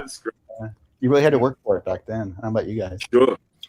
Did you guys have, I know Jamie probably didn't, but did you guys have free HBO? Do you remember free HBO? It was the weekend of they're trying to get you to sign up for HBO. That's how I saw Jaws. That's how I saw, because I was too young to see all that. That's how I saw Jaws. That's how I saw Langela's Dracula, which freaked me out. All of those was sneaking up in the middle of the night, going to the living room, which was the other side of the house from where mom and dad were, and watching those movies on free HBO over the weekend. How long did that last? The free HBO? 3 days, I think. Yeah, it was just the weekend. It was just for the weekend. Yeah, it was a promotion thing. Yeah. And it was, it was all brand new because there were no commercials, and so if you didn't have HBO, right now it means nothing, but back then you went to pee during the commercial. And so I remember watching Dracula, and my little brother, who was he was 6, was asleep on the floor, and we're watching Dracula, and I gotta go to the bathroom, but I can't go to the bathroom because this movie's playing. And it's around the time the movie ended, I was about to go to the bathroom, and my brother had stumbled into the kitchen, but he looked dazed and weird, and he's like 6 years old, and he goes over to the freezer and he pulls out a tub of sherbet ice cream. I don't know if you remember, they came in these big tubs, and it like took forever to try to get the damn thing. So he sits on the ground and he slowly opens it. And I'm sorry, I told the story wrong, because wasn't that I had to go pee, it's that I wanted the sherbet ice cream. And so I wanted to get to the sherbet ice cream, and I was thinking, but I can't leave because I don't want to miss any part of the movie. And so he gets up and he goes and he gets the sherbet ice cream. He stands up and he pisses in it. So I didn't get sherbet ice cream that night. I totally messed up that story, but it would have been funnier if I hadn't have put the pee thing in there. But I forgot. But anyway, that was free HBO. I remember I have very fond memories of free HBO weekends and Cinemax weekends and Showtime weekends. You marked your calendar for those free weekends. You did. Whatever was on, you were watching. So for me, I watched a lot of horror movies on USA Up All Night. Mm-hmm. Yeah. That was must watch TV for me growing up. What sort of stuff did they play, Justin? They played all the best B sleazy trashy movies with all the good stuff cut out of them. And Joe Bob Briggs, right? No, Joe Bob Briggs was at the drive-in with Joe Bob, or Monster Vision with Joe Bob. Yeah, Up All Night was Rhonda Shear and Gilbert Gottfried. Right. Yes. And their Friday the 13th marathons I freaking lived for, especially with Rhonda, because Rhonda would always have, like, some guy dressed as Jason with her on the bed, and Todd's I'm not sure what Todd's doing. Someone has to see it. Corey has to see the head. So okay, the head's getting some love. That's good.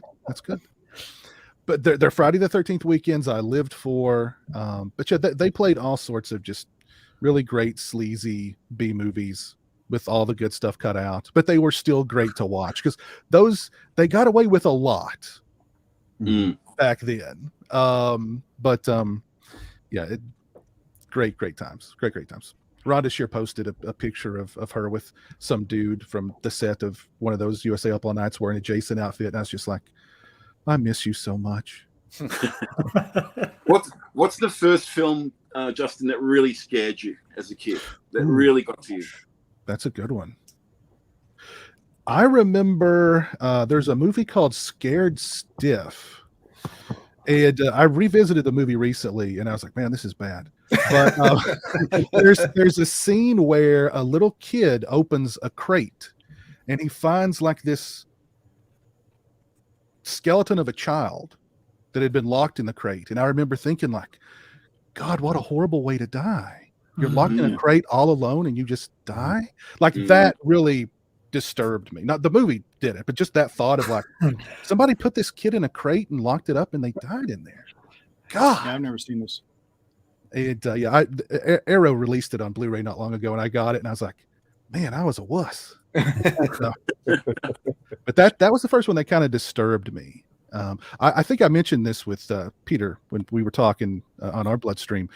I vividly remember renting Hellraiser 2 the first time and not knowing what that was, thinking like, oh, this is going to be like Jason, only he's got pins in his head. How cool is that? And then, like, this guy just killed himself on a bed, and this skinless woman's out walking around, and I'm seeing things and feeling things that I've never felt before or seen before. I was very conflicted. That's viewing of Hellraiser, that's for sure. Oof. I was very conflicted, but that opened the door to the Hellraiser movies for me. Was that one? Right. So thank you, Peter. Well, you're more than welcome. And the trick is hot skinless woman. That's she looked good in that suit, right? She did. She sure as hell did. So that was freaky. Yeah. And I know you mentioned we were talking about the new Hellraiser movie earlier, but there was definitely some Chenard in Voight, right? Did you so yeah, I didn't want to. He was giving up a lot of Chenard energy. Yeah, so yeah, for sure. And Leviathan was back for, I assume, the first time since Hellbound. For sure. Oh yeah. So, which was cool. I like the fact that the things that I really appreciated, the fact that they did bring Leviathan back in that form, and the subtle way that Ben Levitt, who did the score, teased the theme until it came back to the original theme. I thought that was really well done. Mm-hmm. Right. Yeah. I agree. Yeah. We had a super chat here that I totally overlooked, and it's a great question, so I apologize. Dream Emulator, my buddy, I thank you for the $5 super chat. He said, just wanted to say this panel is legendary. Thank you, everyone. Does Joe have a favorite Bleeding Skull or AGFA release? Oh, well, thank you for asking. I would say in terms of the Bleeding Skull and AGFA co-releases, I think I'd recommend two of my absolute favorites. One is the McPherson tape, which is a 1989 found footage, basically the first horror movie that used found footage as we know it today in terms of, using it for the full movie. And then Limbo, which is a movie by Tina Kraus, which is a super experimental horror movie that was made in 1999. It was basically totally forgotten about. And it's really special if you're looking for something a little more experimental and you're a true warrior and want to take a chance on something. I would recommend those. Thank you so much for asking, Dream Emulator. It's very nice of you. Right on. Awesome. We have got another party crasher. I'm going to bring this gentleman in. I believe he's got some recommendations for us, and this is a fella who shares his recommendations on Twitter quite often. He has a very good taste in horror because he's a Tobe Hooper fan, as am I. So he is an author, and a fine fella. I don't think I know who this is. Mike Thorne. What's up, Mike? Hey, how's it going, guys? Good to see you guys. Good to see you, mate. Yeah, this is some formidable company. I'm good. Yeah. How's everyone else doing? Really good, man. Great. Good. Better for seeing you, my friend.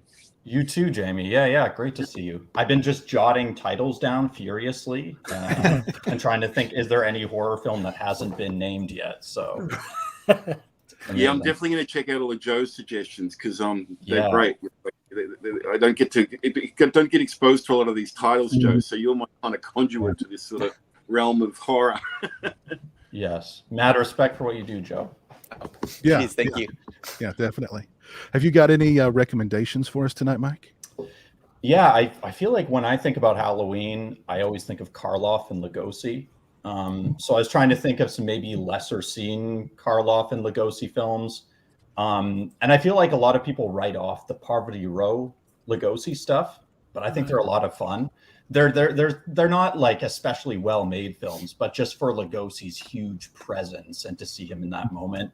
I thought of The Voodoo Man and The Ape Man. They're very silly movies, but I don't know, they just kind of ooze that atmosphere I'm looking for. And another one that came to mind with Karloff is Die Monster Die. Oh yeah. Have you guys seen it? It's so good. Is one of the great Lovecraft Color Out of Space? Is that a version of Color Out? Yeah. Yes. And Jamie and I talked a lot about the Color Out of Space film that came out a few years ago too. Yeah, we've discussed that in great depth. Yeah. So Karloff, Lugosi, I had to bring up a couple of their films for sure. Sure. Fantastic. Yeah, both great selections for sure. Definitely. Anything from the kind of 70s and 80s, Mike, that you love? Yeah, I love those eras. From the 70s, maybe I'll suggest. I recently, thankfully, his films have become more easily accessible. Sergio Martino. Oh yeah. All the Colors of the Dark. Oh yeah, great one. Be a good fit for this season. Fantastic. It's so good. Yeah.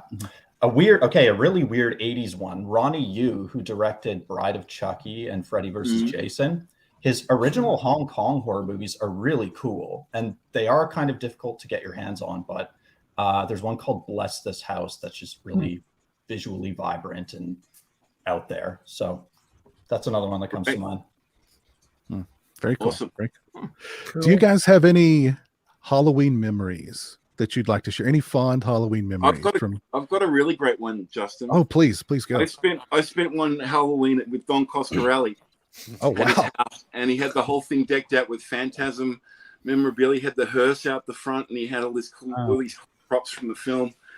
And And I brought my synth with me, like a keyboard, and we set it up with a speaker out the front. And every time a kid would come dressed as like Freddy Krueger or Michael Myers, we played the theme song of the movie. Nice. And as they approached, cool. and that was really good fun. And I had a couple of mates from Australia who were over there. A friend of mine, Adam Elliott, who ended up winning the Oscar for Best Animated Short. He was there with me that time. And Oliver Stone came up to the house. Oh, wow. And I'm like, what am I going to play? So I like the theme from JFK. Of course.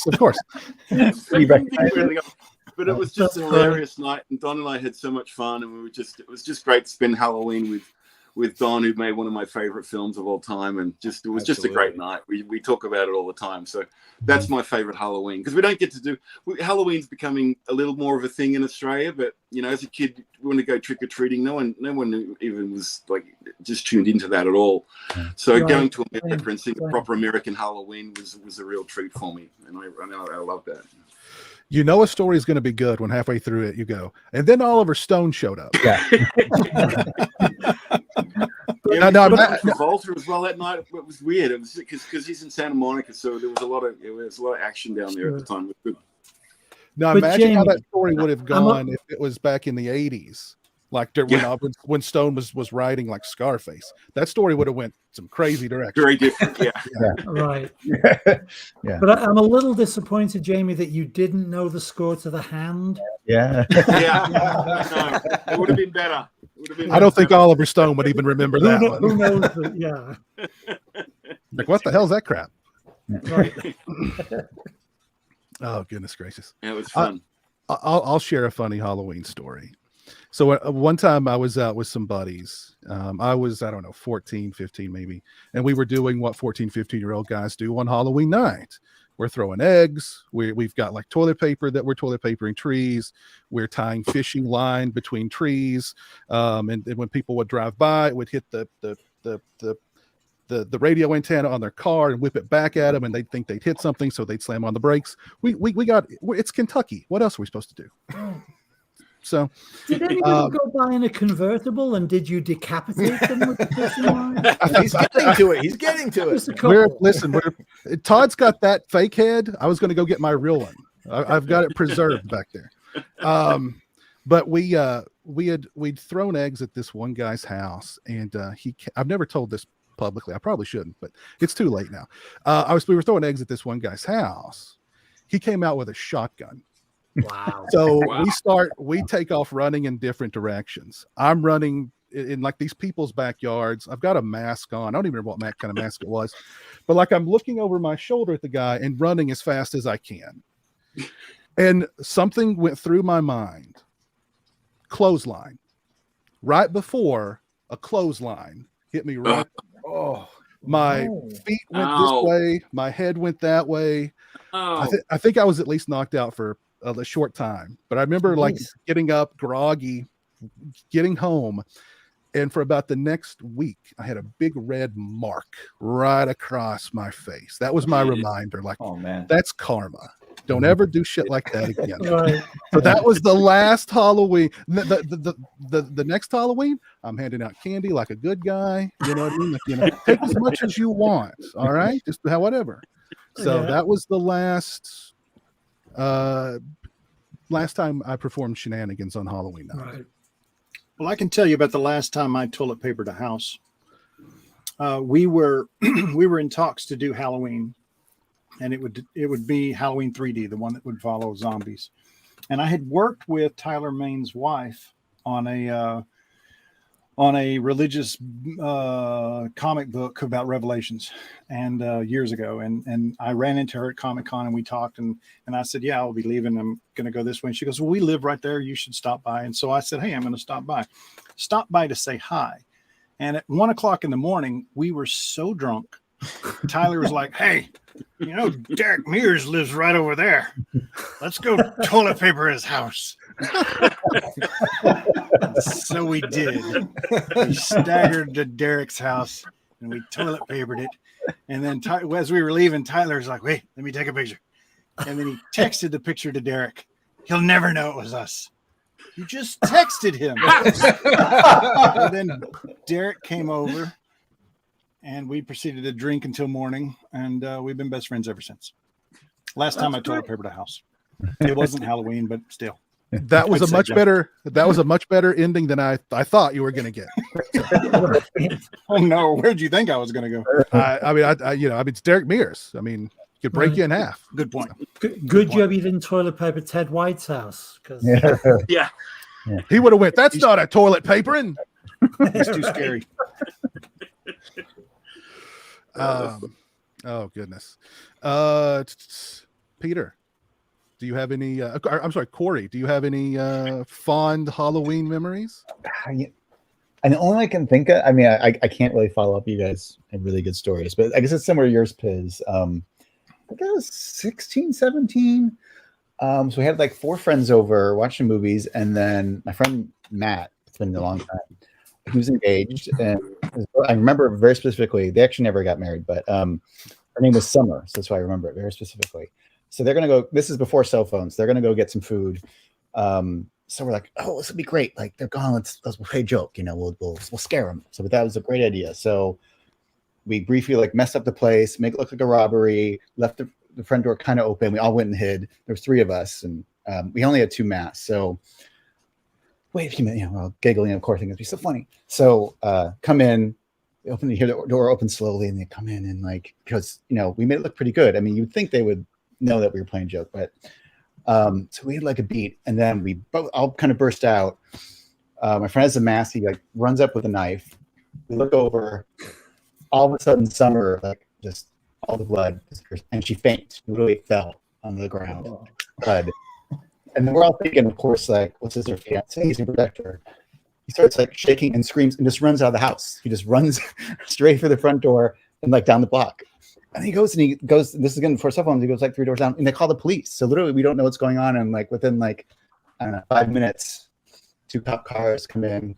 So we totally had to like, completely explain why we almost in jail. Like they were like, they thought it was real. So that was the last time I ever played any pranks on anyone. But it's kind of, I always wondered though, like, did they not get married because of that? Because like literally he left his fiance on the ground with like 3 people he thought were murderers. Wow. That was that. Yeah. So that I was just egging a house. You destroyed a relationship. Yeah. I mean, I'll never forget his face. Like, just runs. And he continued to be your friend after that? Oh, I mean, well, we thought it was hilarious. I mean, we were laughing at first until the cop showed up, but I mean, oh my god, he wasn't like a good. It was like I didn't even know something really at all. He was like a casual friend, So I should look up on Facebook and see whatever happened to him. But, he's got you blocked. Yeah, probably. he's got you blocked. That's all I got. Dave, any fond Halloween memories? I mean, I have a lot. I mean, there was that one time Todd and I buried that body, Wait, twice. We had to bury it twice in the same night. No, but I as a kid, I grew up sort of out of town, so I always had to come in town to a friend's place to go trick or treating, and I always remember that fondly because there was no houses around where I lived. Most of my fond memories are Halloween's out here. I mean, a lot of us have gone to like either special effects makeup companies throw Halloween parties, and everyone's costumes are really amazing, or friends parties where you would just see sort of the random people out there. Like I remember mutual friends of several of us, Adam Garish and Jay Sanderson, threw a Halloween party, and I went. And Toby Hooper just was hanging out there and everything. So I mean, it's stuff like that was just that we're very fortunate here in Los Angeles to get the opportunity to do. Like some people throw some, like Don threw some pretty amazing parties. So, very cool, very cool. What were Halloweens like for you in the UK, Peter? Well, like Jamie said earlier, we definitely had Halloween, but we didn't have trick-or-treating. The best spin I could put on it would be to claim well, it was still a folk horror kind of thing. You know, it tended to be domestic. You play traditional games, really dull and unscary. Duck Apple, Bob Apple. Maybe you'd put a mask on, light a candle. Later, you'd sacrifice a virgin or two, whether they were a policeman or not. But we didn't get the full American experience. Really, I mean, genuinely didn't happen until I'd left the country. Really, my niece, who is now a 30-year-old woman, her first experience of trick or treating was here when she came out to visit when she was 9 or 10.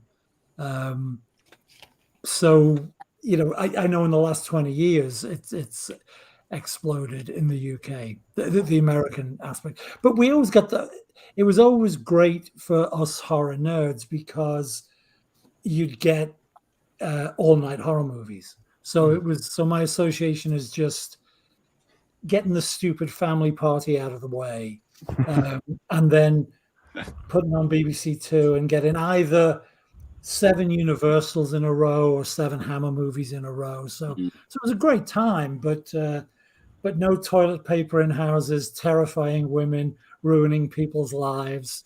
That's you guys have got me all beat on that. The Brits are just too proper for that. Too, they're too posh. It's too sweet posh. that you think that, Justin, but if we're in the UK at the same time, I'll take you to some Liverpool pubs, and trust me. Listen, that's on my bucket list. Liverpool kind of the pubs. Kentucky of the north of England. Get into some fights. Get thrown out of the pub. Yeah. Hell yeah, let's do that. So the first time you guys saw Halloween, did it make sense to you? Like the pumpkins? Like, did you guys even know about that kind of tradition, the American stuff? Oh yeah, that actually that's what I mean about a sort of the folk horror thing lingering, because the pumpkin stuff. I'm not a scholar. I believe the pumpkin stuff grew out of the jack-o'-lantern tradition, but it was turnips or swedes that were carved most commonly. I guess in the 19th century, and certainly when I was a tiny kid in the late 50s, or a kid in the 60s. So yeah, so we'd have that face. The pumpkin, I guess, is an American variation, and obviously became the dominant form. But yeah, it was. Halloween was always Halloween. It just wasn't. It wasn't big. What about you, Mike? I mean, I was thinking, because there's like shotguns, clotheslines, ruined relationships, police, Toby Hooper. Like there's a Toby Hooper cameo in there somehow. Like, how do I?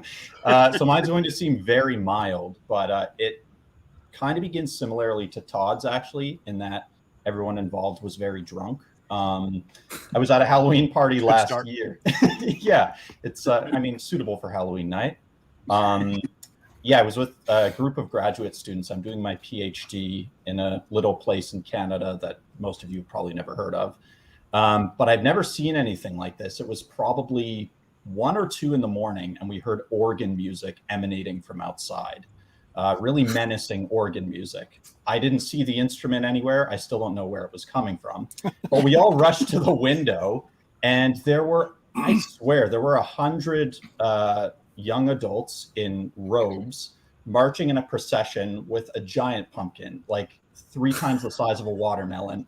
I still don't none of this seems real, even as I'm telling the story. But it all kind of climaxed with a sacrifice of the pumpkin, and there was fire involved. And I don't know how well I'm remembering it. Again, it was late in the night, but it was really, I think it was some sort of like ritual that the undergrads were doing, but it was beyond trippy. Yeah. Wow. Is your university Miskatonic University? Now that you mention it, that explains it. Yeah. Damn. Yeah. You said that was going to be mild, but you kind of pretty much just topped everyone. Yeah. Walking into a cult ritual sacrifice. None of us had a sacrificial pumpkin cult ritual thing going. Wow. Yeah, so what did you do, Mike? I was part of a sacrificial ritual. Right. I can't top you guys, but Not a big deal. Don't babies sacrifice were the involved. pumpkin to the great You're God. totally on yeah. brand, Mike. Joe, do you even want to try to top that one? No, I mean, this is like AP level Halloween stories. I mean, I can't. I think I will go in a more sweet direction. And when I was a kid, my dad was the one who took me trick or treating, and he had a recurring character he would dress as every year, and it was called the Old Man. And he was he still is. He's a really large guy, and so he would pretend to be an old man, kind of like Bad Grandpa. And so what would happen is he would go with me, but then people would come up, and he would suddenly come alive and scare the shit out of people. And he would hide behind bushes and jump out. So I had he was like a walking haunted house with me as he took me trick or treating. So he used to do that. He did that every year until I was like 7 or 8. So it was like the best. And so, yeah, That's great. that's my favorite Halloween memory. That is cool. That's awesome. That is cool. That is cool. Let's see. Tack Dad wants to know if we've ever had personal paranormal stories. Any paranormal any paranormal experiences? My brother had one. Do you want to hear the story? Yes, please. Yeah. He Let me get my Ouija. no, it's weird. He and my ex-girlfriend had one too. But my brother came back. We'd had a party at the house, and he wandered off because he'd gone for a smoke. He was trying to hide that he was smoking from my folks. He'd go around to the park around the corner, and he came back, and he was white as a sheet. I said, "Mate, you look like you've seen a ghost." And he told me this story where he was sitting having a cigarette on the little table, and he looked up, and there was this old man sitting next to him, and that it wasn't. He could tell it wasn't like really a person. It was something weird about it. And he said he just got up and walked and didn't turn back.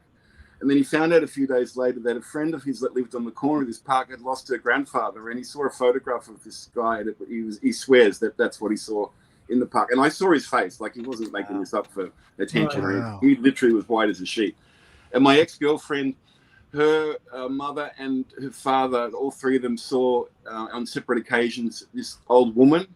My girlfriend saw this woman walk from the kitchen into the bedroom and then vanish. Her mother was out putting washing on the line. She looked out in the window and saw this woman standing in the window where the laundry was. And her father was lying in bed one night. He said he woke up and this woman was looking over at him directly and laughing at him. And they all swear they saw the same thing.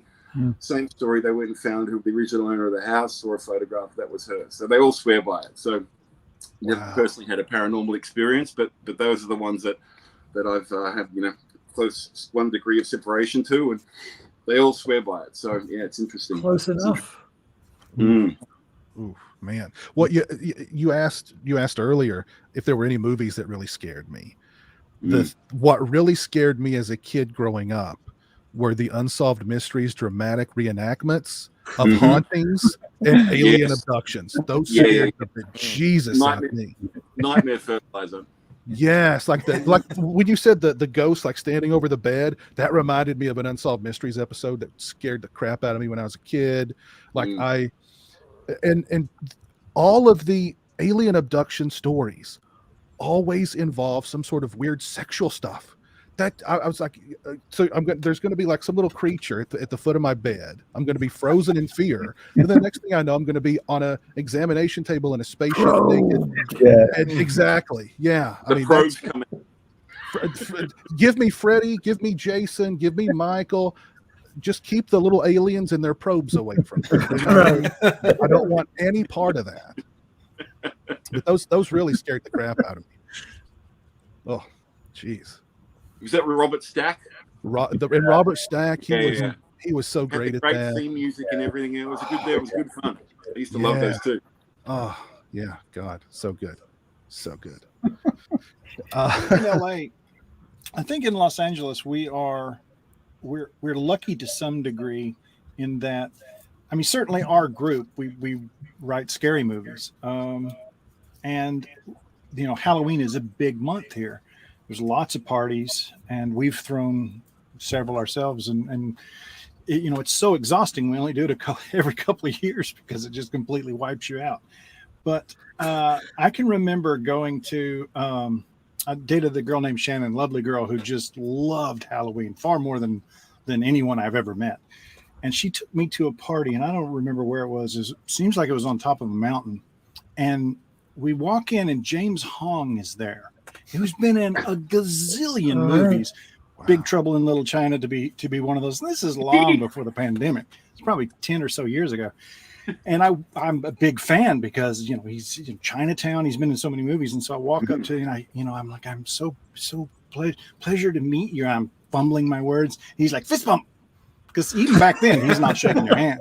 And then to top the night off, I think it was reading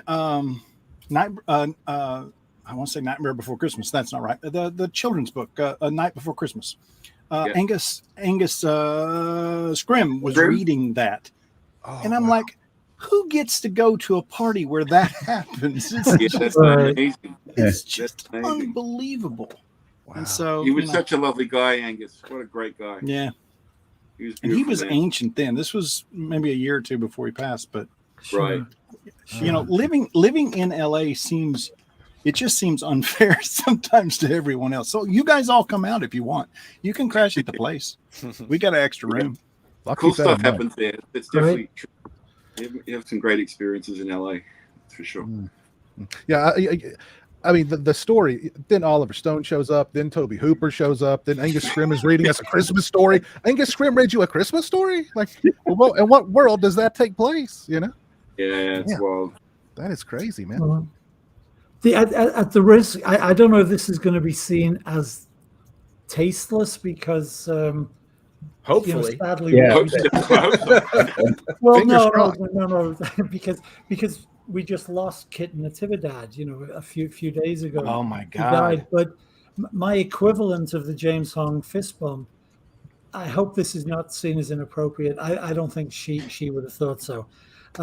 My equivalent of the James Hong fist bump was having Kit Natividad's breast in my right hand. Because it's different. Yeah. She was a friend of a friend of mine. He was a screenwriter and an occasional actor, a guy called Dan Ray. And he was a weird fellow. And but he had a lot of friends from the fringes of the underground, let's say. And he was a friend of Kitten's, and we were at a small, I want to say it was a Halloween party. I don't think it was. I think it was just a party. Dan used to throw great Halloween parties, but I figure if I can tell a story about Kit Natividad's breast, it's worth throwing in.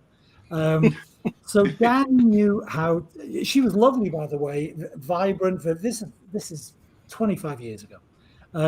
Vibrant, vivacious, funny. But Dan knew how to press her buttons to get her to be professional Kitten. And one of the ways he would press her buttons, which is not fair or good, was to rile her up about Russ Meyer's subsequent girlfriends.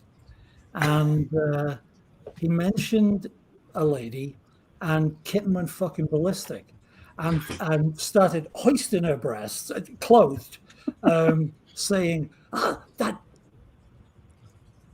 rude word, fucking helium. They're fucking helium. They're just filled. They're filled. It's not real. It's not real. And she glances down, and I happen to be the guy sitting nearest her. And she says, honey, put out your hand. So I do. And she disrobes partly and plops this thing in my hand and says, now that's real. And I turn to my girlfriend who's sitting next to me and say, at which point Kitten drops the other breath in my girlfriend's hand. So we sit there for about 7 seconds and nod and confirm that, yep, that feels, no helium there. That's very real. And she tucks him back in and nods like she taught that bitch a lesson, and the party went on. So rest in peace, Kitten. You were wonderful and funny, and I hope that isn't too inappropriate a story. No, I do that with my dick all the time. I wish you would stop. I don't care if it's real. No. You can't take him anywhere. Never hold your hand out in front of Todd. He's not going to slap you 5. It's like, again, Just Todd, one. really? Low one. High five, low one. Oh my God, this has just been so much fun. We've been going. And you for don't 2 get hours. this on other live casts. No. You absolutely don't. We've been going for 2 hours, and this has just been so much fun. I really appreciate you guys giving your time to do this. It's just been incredible. I don't even know. I don't want to keep you guys too long. I don't want to become, overstay my welcome or anything, but maybe recommend a couple of more movies each of us, and then we can call tonight. Wish everybody a happy Halloween. That sound good? Good. Sure. Sounds Went good. by like that. I ain't ready. 2 hours. I know it has gone by pretty quickly, hasn't it? Yeah, It's yeah, like, yeah. Jill says it's been nothing short of epic. So thank you. Well, Jill would That's know. awesome. Jill. Thank you, Jill. Yeah, right on. Joe, what have you got for us? Let's see. I'm going to go with one from 1977 called Alucarda. It's a Spanish film.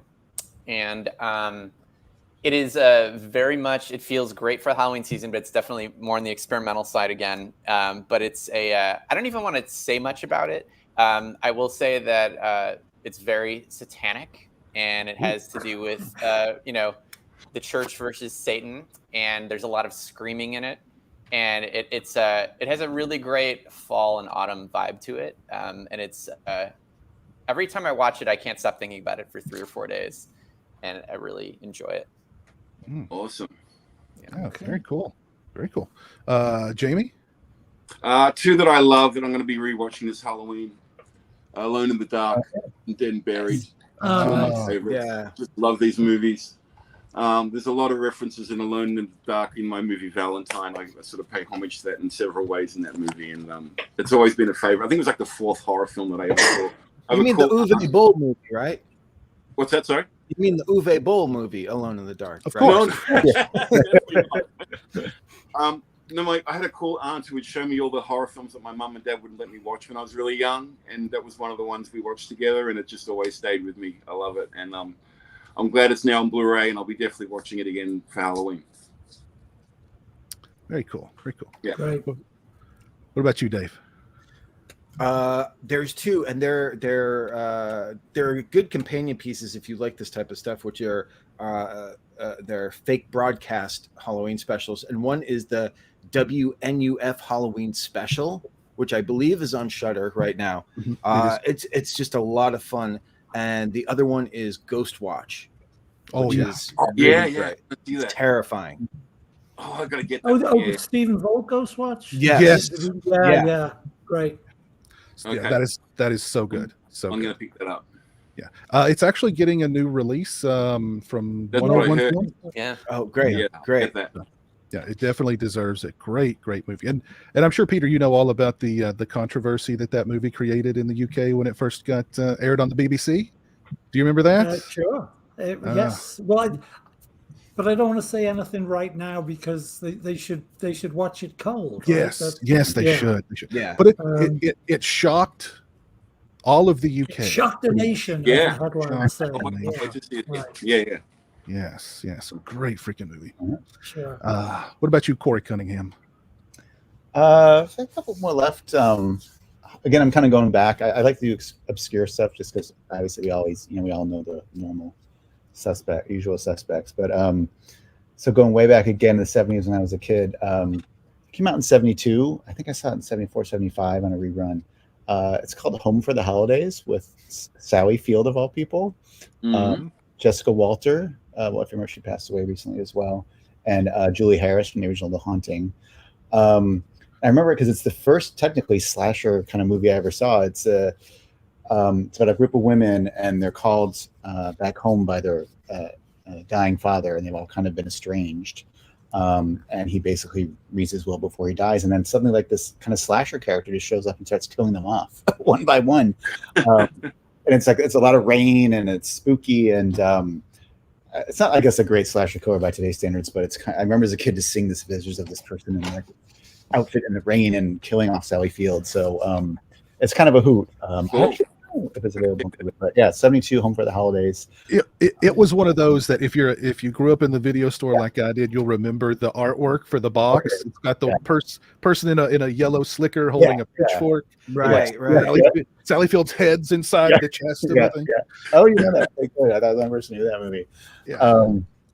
And then one more. You guys are gonna probably think I'm nuts, but I'm gonna go for it. I'm actually going to recommend a 2-part episode of Little House on the Prairie. Oh wow! Okay, so this is one. It kind of had some controversy. It came out in '81. I was near the end of the run. So I think Little House ran like 20 years. I don't know how long it was, but I'm not joking. It's called Sylvia. I'm not kidding. It's about a rapist on the loose at Little House on the Prairie, and they wear a mask. Yeah. And the second episode. It's really, really well photographed. This was back, in the day when they, a lot of cinematographers who went on to movies started in television. So it's photographed like a movie. And the second episode, she's like trapped in the top of a barn, and like there's this slasher mask, white Halloween-esque mask, like rapist out after this young girl named Sylvia who's blind. So it freaked my shit out. So it actually works pretty well as a horror thing. So if you check it out, I think it's available on one of the Little House compilations. But it's called Sylvia from 1981, and I think it's legitimately pretty scary. So yeah, if you like slashers, check it out. Nice, very cool. What do you got, Mike? Well, since Tobe Hooper has come up a couple times now, I know you're a big fan as well, Justin. I think one of his most underrated movies, and it's been on my mind because I just watched the original recently, which is actually not nearly as good, is his Toolbox Murders remake. Yes. Yeah, it's just so well crafted, so atmospheric. And I feel like the late career Tobe Hooper stuff just kind of gets overshadowed sometimes. So definitely recommend that. And did you know that movie, it's not even really completed? Like the funding ran out and they just stopped, and that's the movie. And it's so good. Yeah. Wow. No, I didn't. I mean, his final film, Jinn, was also really compromised, right? But they finally released a director's cut, which is super good. So I've not seen the director's cut. I didn't know they released a director's cut of it. I don't think it's been released, but it's findable. Yeah. Okay. Yeah, it's one of those. I think it's being for whatever reason kind of kept put away, but which is funny because you can find the director's cut of Spontaneous Combustion on YouTube. Yes, yeah, which is really weird.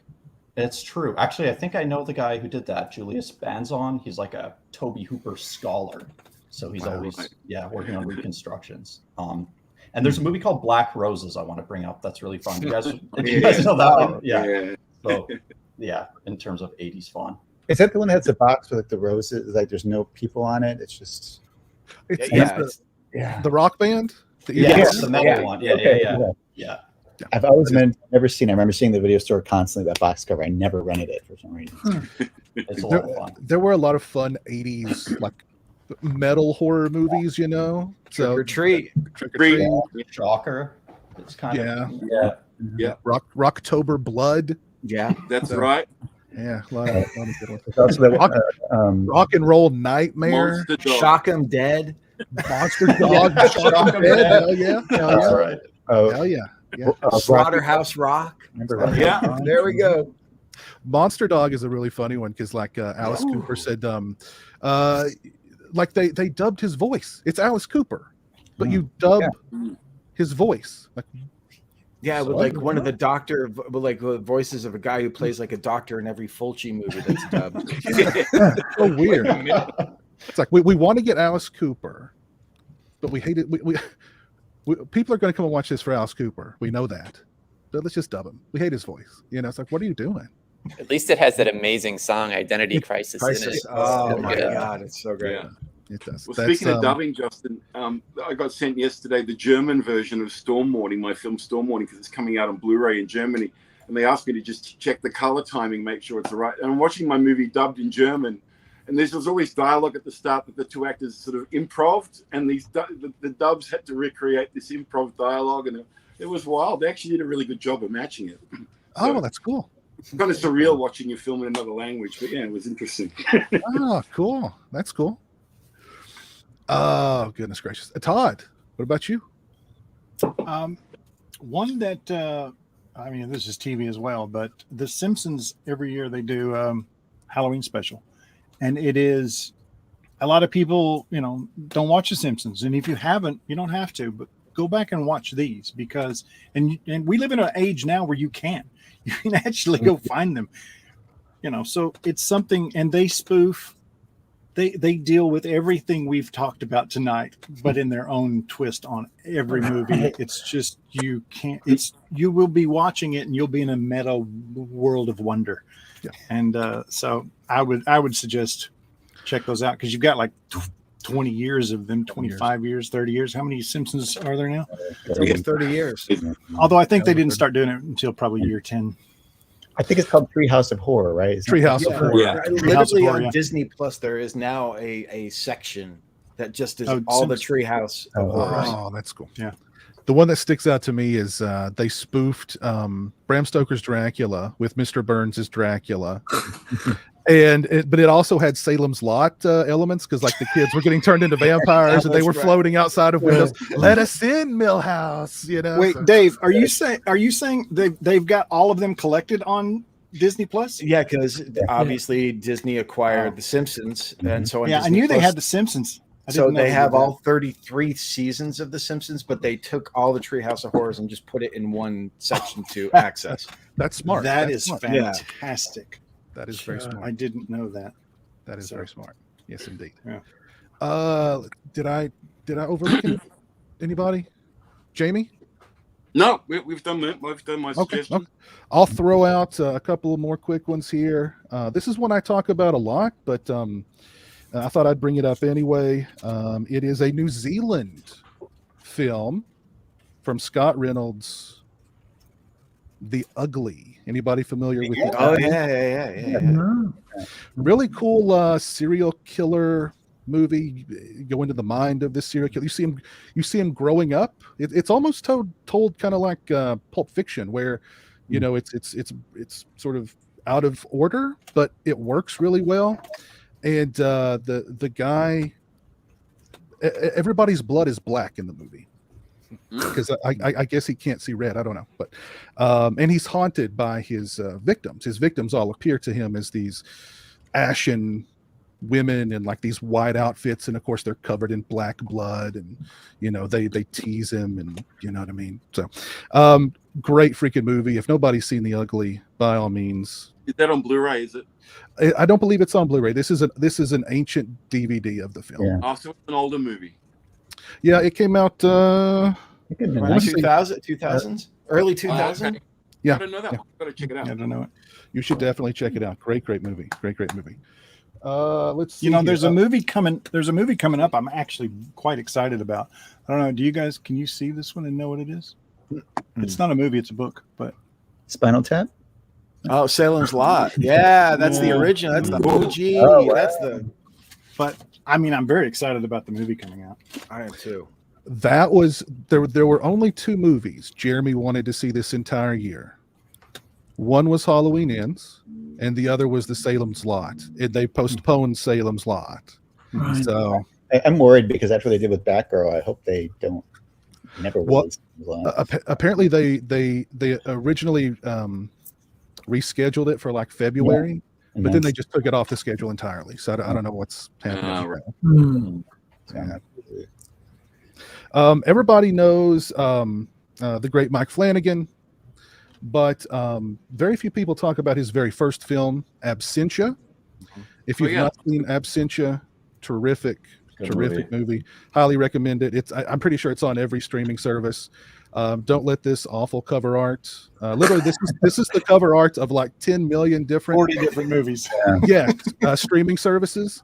Don't let the cover art fool you. This is a great film. Yeah, it's good fun. Yeah, Doug Jones is in that too. Yes. Yeah, yes, right. yes. Yeah. In a rare non-makeup role. Mm-hmm. Yeah. I'll throw this one out there real quick. It's called Found. It's about a young man who believes his brother is a serial killer, and he is correct. I've seen that. That's good. Yeah, it's a pretty wild movie. It's a very wild movie, yes. And I highly recommend it. Great stuff. You used to be able to buy this directly from the director, the DVD. I think he actually put out a Blu-ray too. But if you look online, I'm sure you can Yeah, find it's it. good. It's a good film. Yeah, And great. didn't great. they make the movie that the younger brother's watching called Header or something like that? They do. did. Yeah. And that movie is even wilder. Yeah, I didn't watch that one. That one is even wilder. Still good, but extreme. Headless. Headless. Yeah. Headless. That's Sorry about headless. that. A little extreme, but good. I liked it. So I think we've recommended quite a few movies for people to watch during the Halloween season or on Halloween night. A lot of great recommendations from this fine crew. We shared some awesome Halloween stories. We talked about a lot of cool stuff on this stream. So I want to just thank all of you for taking the time out of your schedules to come and hang out with me and all of us. I really appreciate it. I know you guys are all super busy. So I'm going to go around the circle. Let me know where we can find you on social media. If you've got anything you want to plug it away. And Corey Cunningham, Peter, we'll start with you. I mean, honestly, just thank you for including me. I don't quite feel worthy, honestly. This is amazing. I love you, Peter. If I could take you to the bathroom with me, I would. I mean, you can. We can arrange that. Is that Kentucky Dayton talk? No, Kentucky Dayton talk is get over here and drop them. Oh, you would fit in Liverpool. Okay. I'll have more to promote next year, so hopefully you'll have me back, and then I can shamelessly plug what I'm working on. But yeah, we'll definitely have you back, and we're going to talk all about that project. I know a lot of people have been waiting for it, and I know it's going to be worth the wait. I mean, until then, Crystal-like Memories makes a great Christmas gift if you have not bought it. There you go. It's one of the best books ever written on genre films, for real. It's absolutely amazing. I agree. There's no doubt about it. There's no doubt about that. Yes. Jamie, where can we find you on social media? I'm only on Twitter, so you can find me there. And I'm just looking forward to my chat next week with Joe for Urban Legend at the Alamo. I think it's on the 18th, right, Joe? Yeah, that's Tuesday the 18th. Yeah. Yeah. So I'm really looking forward to that. It'll be fun to do the Q&A after the screening. Yeah, that's great. Joe, where can we find you on social media and plug away whatever you want? Well, again, thank you so much for having me. It was an honor to be hanging out with you all. So thank you. I'm only on Twitter for my personal stuff. It's Joseph A. Ziemba, but you can follow Bleeding Skull and AGFA, the American Genre Film Archive, for all of the film work that I do. Either one. Yeah, highly recommend you do that because they're fantastic. Yeah, absolutely. Yeah. And it was a pleasure to meet you, Joe, and hang out with you tonight. Hell yeah. Me too. Thank you so much. Toddley, where can we find you on social media? And plug. I'm Todd_Farmer on Twitter and all the others. And tonight I was supposed to be in Bangkok, but we realized that we might not have, it would have been 5 o'clock in the morning for us, I think. No, it would have been 12 at night. But we decided to push this until next week so we could be here with you tonight.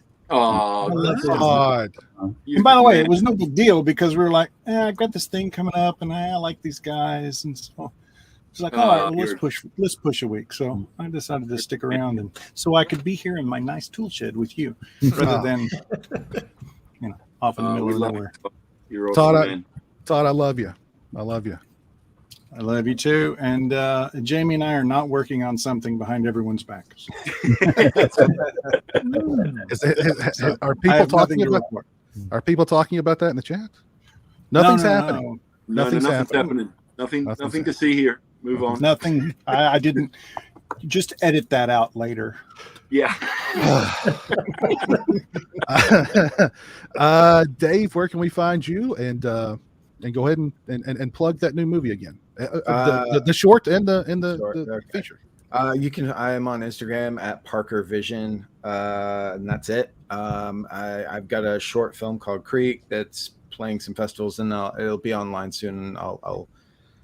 You'll be able to find the link on Instagram, and then if you're really brave, there's Puppet Master Dr. Death coming sometime at the end of the month. Yeah, there we go. That was the most I mean, Yeah. calm down. You know, Woo! If you like Jack-o'-lantern, you're gonna love Dr. Death. wait a minute. Is it on the same level of Jacko? Oh. A shit pickle? Maybe. I don't know. See, I And grabbed. if you don't know what I mean when I say that, just look up Jacko commentary on YouTube, and then you will. And it's one of the most entertaining things you're going to hear. I grabbed this off the shelf because I was sure that there was going to be a guy in the chat that would bring up Jacko, and he didn't show up tonight. Because this is actually, I found this at a used bookstore for $1, and it's signed by Brink Stevens. So Really? Yeah, That's great. oh goodness gracious. Peter, where can we find you on social media? I know you've got that new book coming out. Plug away. I think we already did my social media at the head of it, but we are 2.5 hours later. Limey Bastard 55 on Insta and Twitter, my own name on Facebook, and yeah, thank you. Thanks for inviting me, and great to spend time with everybody. And the new book is called All Our Hearts Are Ghosts and Other Stories. And other than that, it's just been a big anniversary year for me because Wishmaster turned 25 and Hellraiser 3 turned 30. So there've been anniversary screenings and things, which have been great. You know, it's lovely to see those movies in a room full of people who are younger than the fucking movies. But so far they've been kind. So bit of the old, bit of the new. Thanks. Peter, quickly, just remind me, wasn't the musical of Wishmaster that you did, didn't that play around Halloween at the time that Dave's referring to I turned Wishmaster into a musical called The Gin, and it ran, well, I want to say it ran for 6 weeks in a Hollywood theater, but it was a small Hollywood theater and it only ran 2 nights a week, so it was a grand total of 18 performances. But yeah, that was a Halloween favorite for the 37 people that saw it. So yeah. It was really cool. It was really cool. That's great. Oh man, and you know, we were talking about those free weekends of HBO and Cinemax and whatnot earlier. Hellraiser 3 was a staple of those free weekends. I probably saw it how many times on the free weekend of HBO or whichever one it was. So sure. Yeah. Mike, where can we find you? And I know you're a busy author. You got anything to plug? I had 3 releases serendipitously came out last year. So right now I'm just kind of working on editing it was a very busy year. But yeah, you can find my books where you buy books. I'm at Mike Thorne Writes on Twitter and Instagram. And I just wanted to say thank you so much for inviting me. I'm genuinely a huge fan of all you guys. Look up to all of you. So really appreciate being here. Yeah, Thanks, great to have you back. Well, Thank you, tell us the titles of those books in case anybody wants to jot them down and jump on Amazon and pick them up. Yeah, so my novel, which is kind of a coming-of-age cosmic horror novel, is called Shelter for the Damned. And I have 2 short story collections called Darkest Hours and Peel Back and See. I highly recommend all of them. They're amazing. I've read them cover to cover. Yeah. Thank you. Very That's great. That's great. So let me do some shout outs here to the folks watching who've hung out with me tonight. Let me do a shout out to Michael Piatowski. Thank you for the $5 Australian super chat. Shout out to Brandon Hewson for the 3 $4.99 super chats. Shout out to my buddy Dream Emulator for the $5 super chats, and shout out to Simon Morris for the 2 £1.79 super chats. Very kind of all of you. Can I just say, Justin, I'm so sorry to. No, go ahead. I didn't have the comments set up earlier. I see that Simon, the guy you just mentioned, did reply to my claim that even he probably doesn't have the Steptoe and Son movie. He assures us he does. So my apologies, Simon. We'll take his word for it. And right. Tact Dad, hit me up on social media, and I'll send you Jacko. No. I'll send Johnson, Jacko. No, it's signed by Brink Stevens. So, but yeah, again, thank you all so much for hanging out with me tonight. This has been incredible, and thank you all for watching at home. We all hope you have a great Halloween season. And tune in on the 20th of this month. I will be joined by the Iron Woman from Halloween Kills. I'm not joking. The Iron Woman from Halloween Kills is going to be on my channel to talk about being the Iron Woman in Halloween Kill. So that's going to be a fun chat. Mark your calendars for the 20th in 5 days at 8 p.m. Eastern Standard Time. So, all right. Thank you all for tuning in. This has been a blast. Take care. Be good. guys. And we'll see Bye. you again. Thanks, guys. Thanks for watching, guys. guys.